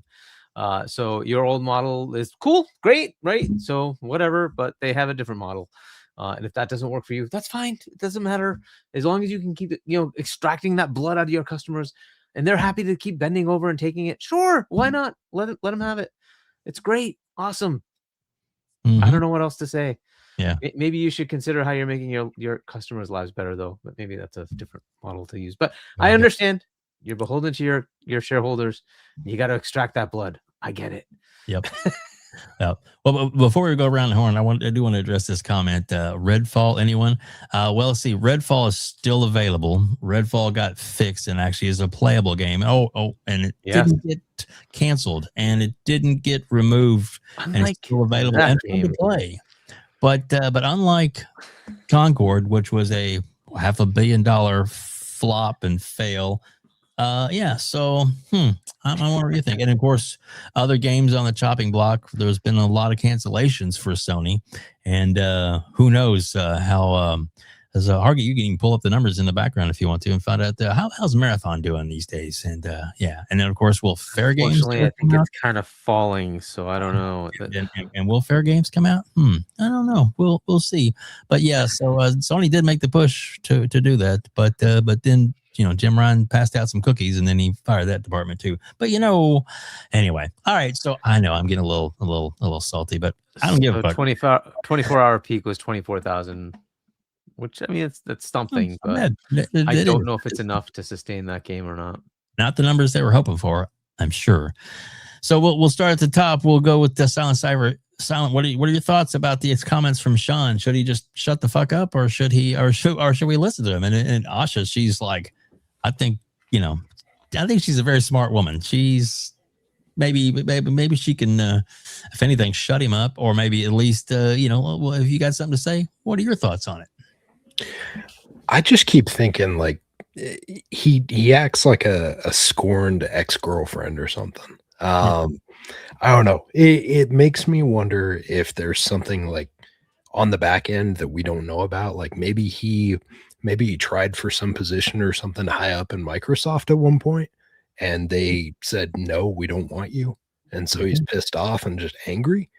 I don't know. He's got a lot of hate and vitriol for it, which is really funny considering he's a 10-cent guy. It's interesting to see him throwing all this stuff out there at them like they're the problem. I don't know. I think some people would do better if they just logged offline, touch some grass, go play some video games.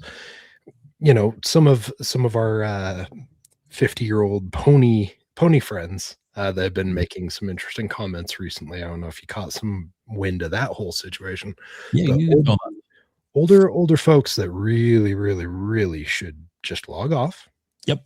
Go play a game, watch a movie, go do something. I don't know. This guy seems like, again, it all goes back to the same thing we talked about earlier. They can't help themselves but to talk about Xbox. No matter what happens, they're always talking about Xbox or Game Pass. It's almost like Microsoft's got that mind share baked in, and they just live rent free sitting there, and it's hilarious. I don't know. I guess I'm of two minds of it. I'm all for this guy continuing to crash out on social media if he wants to.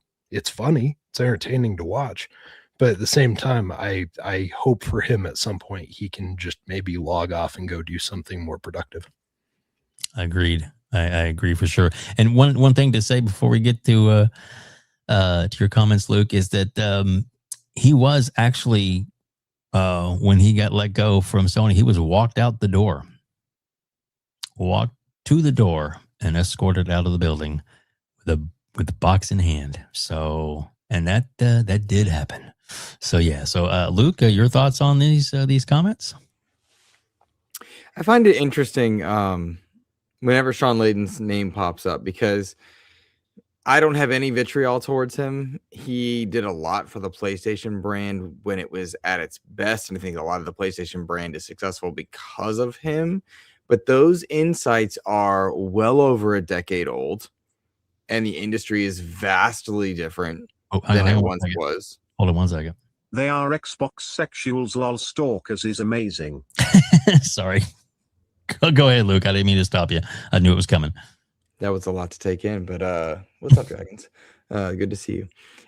So did a lot for PlayStation, but that was a long time ago, and the industry is fundamentally different. So I always try to be careful in that I don't take away what the exec or the voice of the person speaking did at the time, but also, as you guys know, I do a lot of interviews. Yes. And like, he's one that I would want. There are plenty that when I do those interviews, I have to balance where they are now, their mentality now, what they do now, versus what they did for gaming or the medium that my audience that I talk to.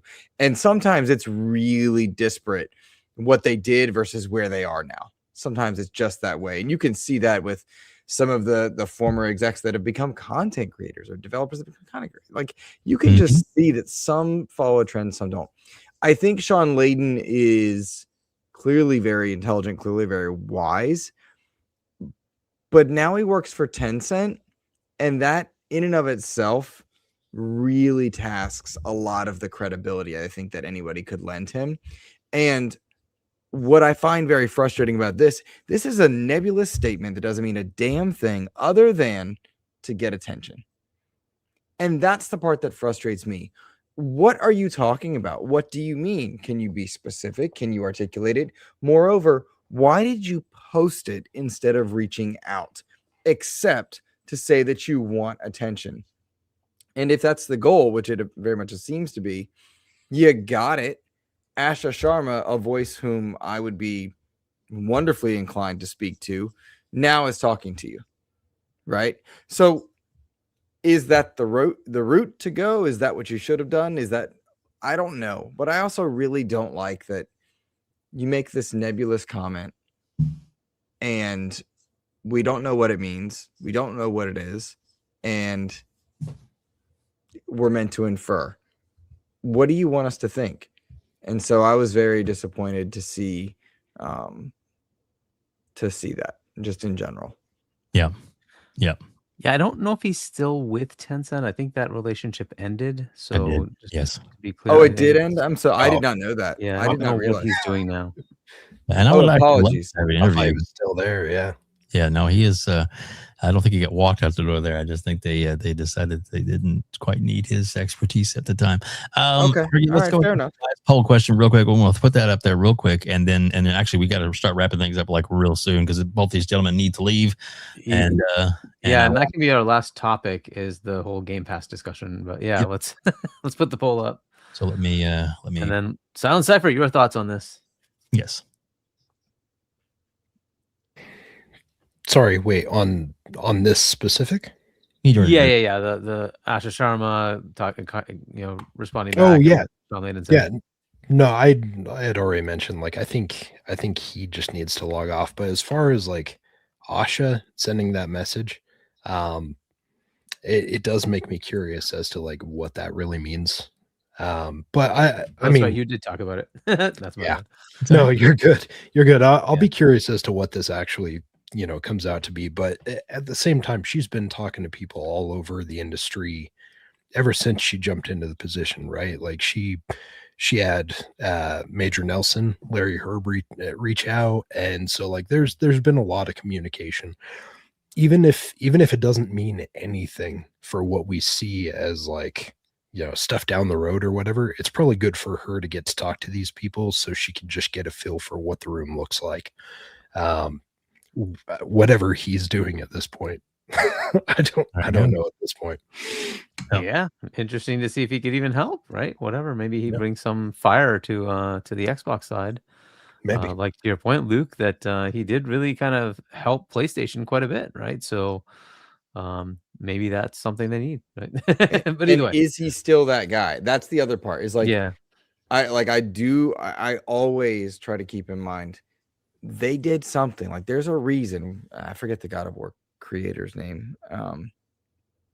But like, oh yeah, I mean, he's got a YouTube channel. Jaffe. Yeah, Jaffe. Jaffe. Like, I don't enjoy listening to Jaffe speak or comment on things any longer because it feels very grift like in nature. I don't want to see someone that really affected gaming in and I would argue a very positive way. We talk about competition. Well, PlayStation came to play in the PlayStation 4 era in a way that they weren't necessarily doing in the PS3 era. Well, that in turn pushes Xbox and so on. So I hope he's not turning grifter. I would really hate that. I don't think that's healthy for the games industry. So we'll find out, I guess, over time.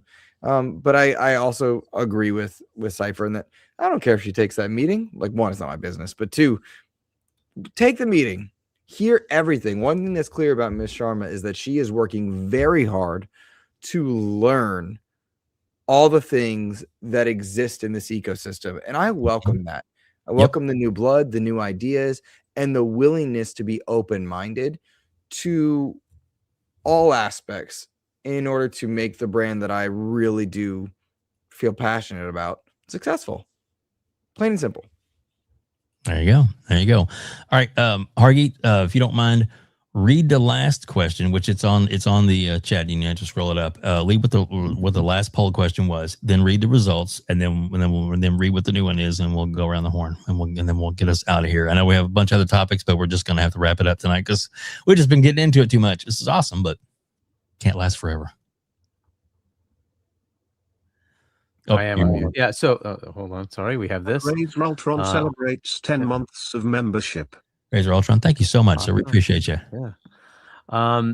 Yeah. I mean, I don't. Do we have enough time to actually talk about the Game Pass thing? Well, let's because it's really the same thing, right? It's the same question and the poll. That's fine. Well, all right. So read the last poll question. What the results were. The last one, we kind of talked about it already, but that was the is a true Xbox. The man never wavers. I appreciate that. I've had moments where I even questioned it myself. That I was like, do people think that like I'm flipping or something? Like I have my personal preferences, but I appreciate that you enjoy and you tune in. There you go. So it was do logos like PlayStation and other platform and trailers and showcases bother you? Yes. Yeah, and I'm just getting the final numbers. It's 58-42. Yep. So yeah, so we kind of talked about it as part of the other discussion, right? So Luke had brought up, hey, like tell people if you're going to be putting the game somewhere else, let them know that it's going to go there, and that was the big question. Then like that was the second poll item: are you bothered by seeing those logos? And so we kind of already talked through that. I don't know if we really want to delve into that or anymore. And it was, by the way, the same across all of the polls. It was in the same range. It was 52-48 on Night Shift. ILP had it at 57-43, and we ended up at 58-42. I think that was the final number. So read this final question. It's up right now for people to vote on. So yeah, and that basically is a Game Pass tier question, But as we're hearing rumors, right, they're looking at and they're kind of telling us, right, that Game Pass is too expensive. What are they going to do to try to resolve that? So I figured I'd put out my version of it and say, what would it look like if it was this? And that's the poll question.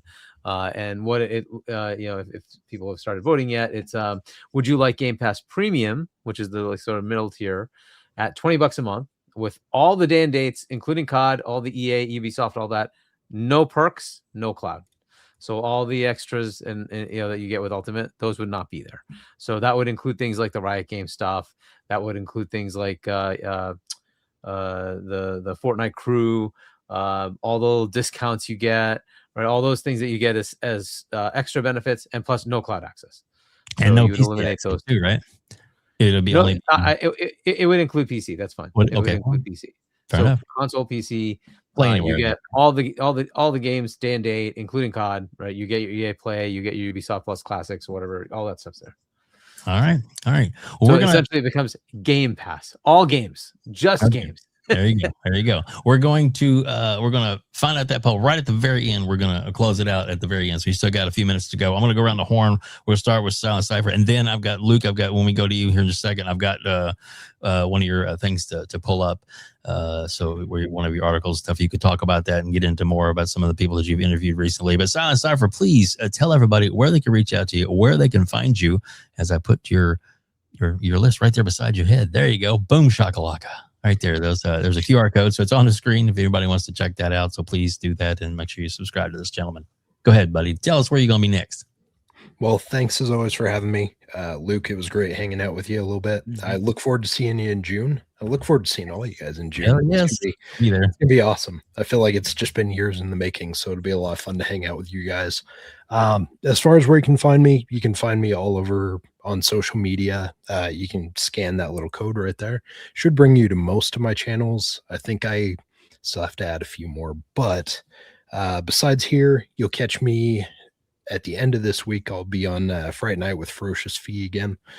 We will be discussing a movie to be determined at this point. I think we had one in the wings, and then potentially not everyone's on board with it, or maybe it got watched previously. So we'll see what happens with that. And then of course you catch me every other Friday morning on Boom's channel on Double Barrel Gaming.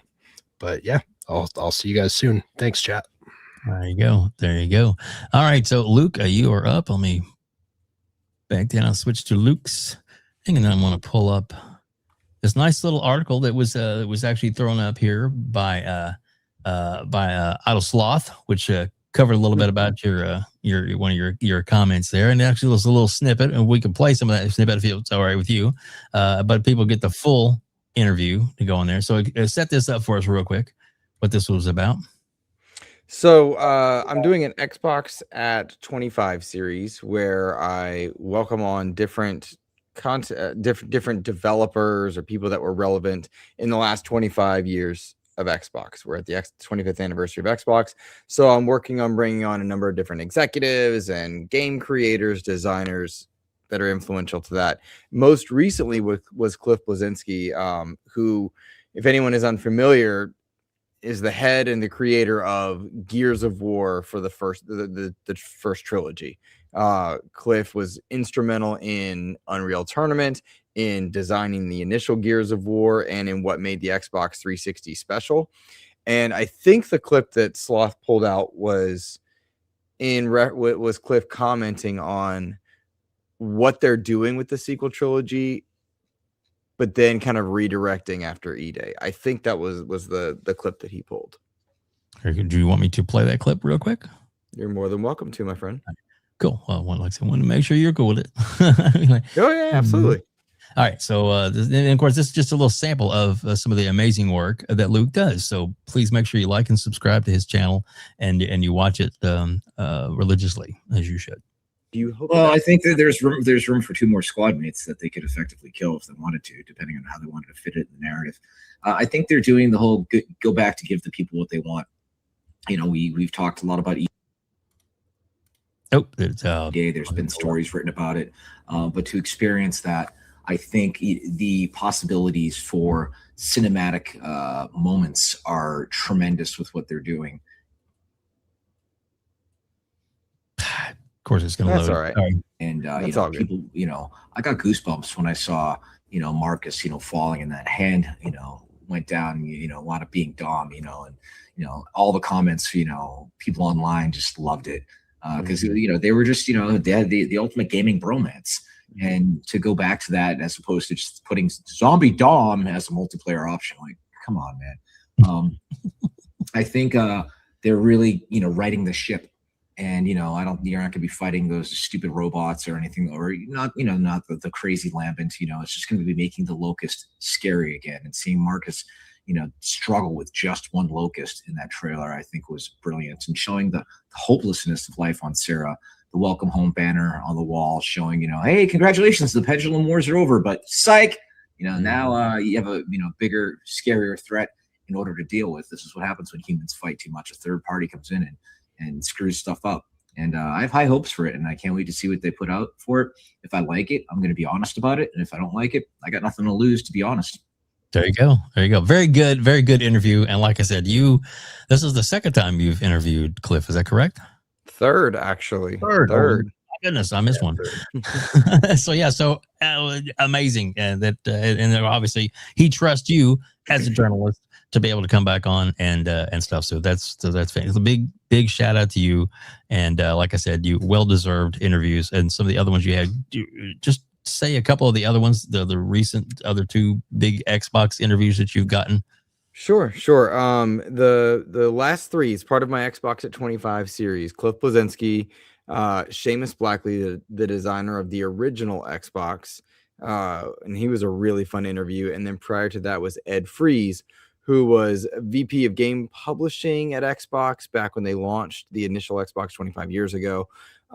All three really insightful, really fascinating voices to just hear from, talk about what it meant to be a part of the Xbox brand, to launch the Xbox brand. In Cliff's case, to directly influence it. They directly impacted how much RAM was in the Xbox 360 because it wouldn't run Gears initially, and it helped for Unreal. So if anybody's unfamiliar, I run a channel called The Expansion Pass. I regularly do developer interviews from indie to AAA, but I'm kind of just working on the back end with this Xbox at 25 series that I'll run through all year as I'm able to get access to different executives or influencers from the Xbox, Xbox 360, the Xbox One era, just people that were important to the time. Never a gotcha interview on my channel. You won't find that. I enjoy interviewing controversial people in the gaming industry, or people that have been contentious. I also enjoy interviewing the dev that you've never heard of because I like their game. And you can go to the Expansion Pass and see some of our stuff gets very few views, some very an exorbitant amount. We're like the little channel that could, but we do have the chance to go to SGF. People do choose to support us and help us get there. So if you've not heard of my channel or you've not heard of me, please consider going and checking it out. I do try to work very hard to be professional, to be jovial. I don't enjoy the console war noise. I enjoy celebrating games. I tend to bleed green by my nature. But I also love playing games on wherever they're available because I like playing games. So that's just kind of a quick insight into my channel. Does that answer your question, Dave? Yes, most definitely. And I can't stress enough how great of a job that you do on your channel. Very entertaining, very thorough, and like you said, very fair. And that's what I like. We talked earlier about if her talking to Layden and stuff that I've had Reforge on this channel before, and there's an interview up there right now. It's fair, straight down the middle. But let's see, figured people can make up their own minds.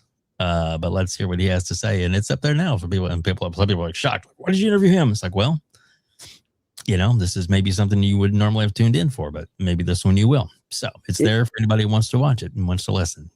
If you don't talk to people and you're not willing to learn and you don't let people grow, yes, then we have a big problem culturally. And I include myself with that. I look back at some of the stuff I would have said 5 years ago about gaming, 10 years ago about gaming, and I would have missed out on a lot of great experiences. Similarly, I'm not the same man that I once was, same person. I want to grow and be better. I want to learn. And it comes from talking to people. So I think we need to do more of that and keep an open mind on those fronts. For sure. That's my preachy moment of the day. Please find my channel. I would really appreciate it. I want to go to SGM. There you go. There you go. So Hargeet, sir, another great show. I know there was probably about 10 topics that we didn't get to tonight, but you know what? We're not going to go 3.5 hours like we did last week. I have to eat. I haven't eaten since yesterday. Have a good night all. Off to play games with fam. Thank you. It's Broke Boy. Awesome. Boy. Yeah. Thank you, sir. We appreciate that. And we'll jump on some Arc Raiders in a little bit. Just saying. But yeah, sorry, that's my jam. It's got me hooked in. Hargeet, please tell everybody where they can reach out to you, where they can find you. I'm going to put up your YouTube channel first, and then I will put up your book in your merch store. All right. Do we want to put the results of the poll up? We can do that afterwards. Go ahead. Let's All right. So yep. So my channel, Hargeet Chani 1. If you want to subscribe to that, if you want to get to my merch, you can put that one. I'll put it up next. Yep, you can put it in the chat. Yep, you can get to my merch store if you want, shop.chani.us. Yeah, and then I'll be on with Fonz on Tuesday, 7 p.m. US Eastern, with Boom on Wednesday at 7 p.m. US Eastern, and then I think we're not doing the show next week. I think with C-Money and Doodle. I think there's going to be more. He has work to do, something like that. I believe we're skipping next week. So we'll be back Sunday to talk about whatever's next. Oh yeah, we'll be here. Fun world. Yeah, I try not to miss a show if at all possible. The only Sunday we take off is Super Bowl Sunday, because who the hell is going to watch this when you can watch Super Bowl? So anyway, because it's on at the same time. So anyway, but yeah.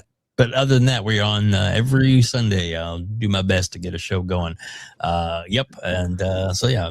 And bless you, Hargeet, for sticking it out with me. Because a lot of times I'm like, dude, need some off? I'm good. All right, cool. Yep. But and I do appreciate that greatly. But yeah, so please, people, subscribe. And of course, what I always like to say, if you like this video, please hit the like button. Oh yeah, good old Dirt Griggity. Yes. Don't forget tomorrow night, We Bleed Green. It's going to be a good one. I guarantee it. Lots of good stuff to talk about. I'm sure some other topics. And Silent, before we leave, I just want to throw this up there. The one game I was talking about that I did get a code to, the horror game I was talking about. Oh yeah. So and Luke, you may be interested in this too. It's called Ground Zero. Okay, is fight through a post-apocalyptic South Korea in a retro survival horror inspired by Dino Crisis, Alone in the Dark, Parasite Eve, and Resident Evil. Now available on Xbox Series X, PlayStation 5, and Steam. And we'll play this for y'all real quick, and then we'll head on. It's real short. It's only like a minute long, this little teaser. But yeah, it's actually, if you like the old original Resident Evil, I'm telling you, you get the feels in the jam. Evan? There's something on the road.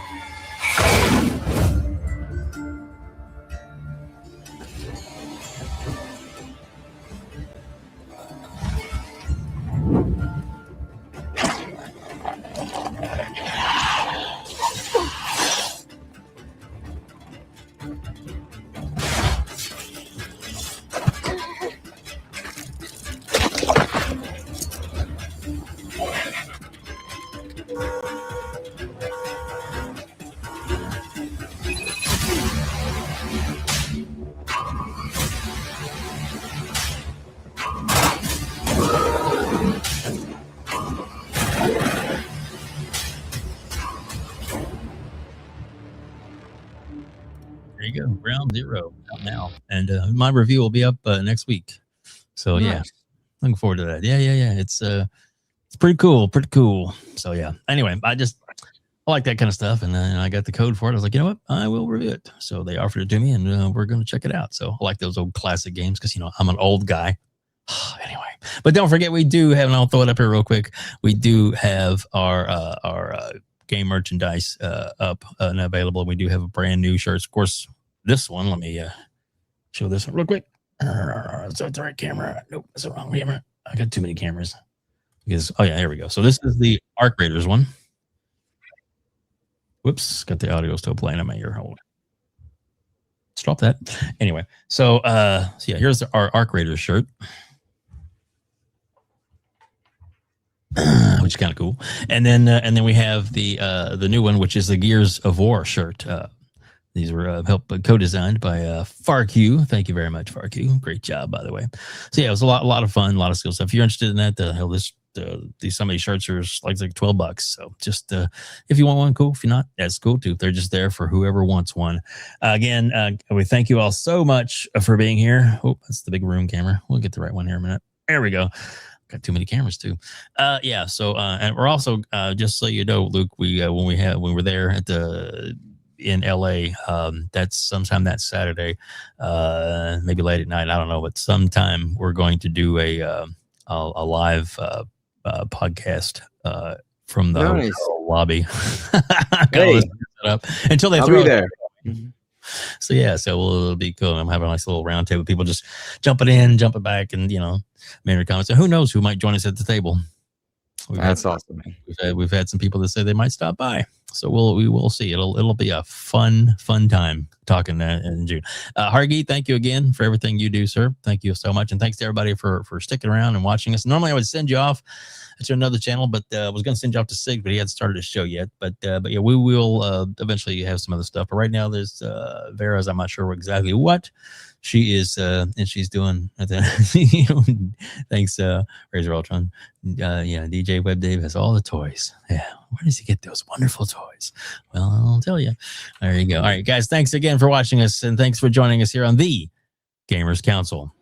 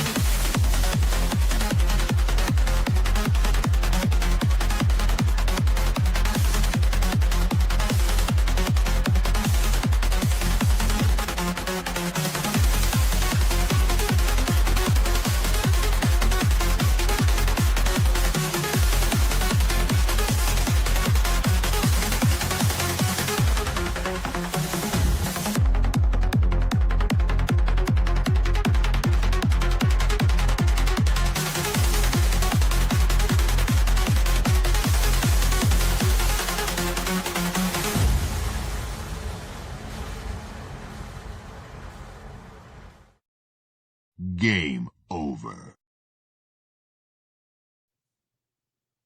Oh yeah? Well, screw you guys. I'm going home.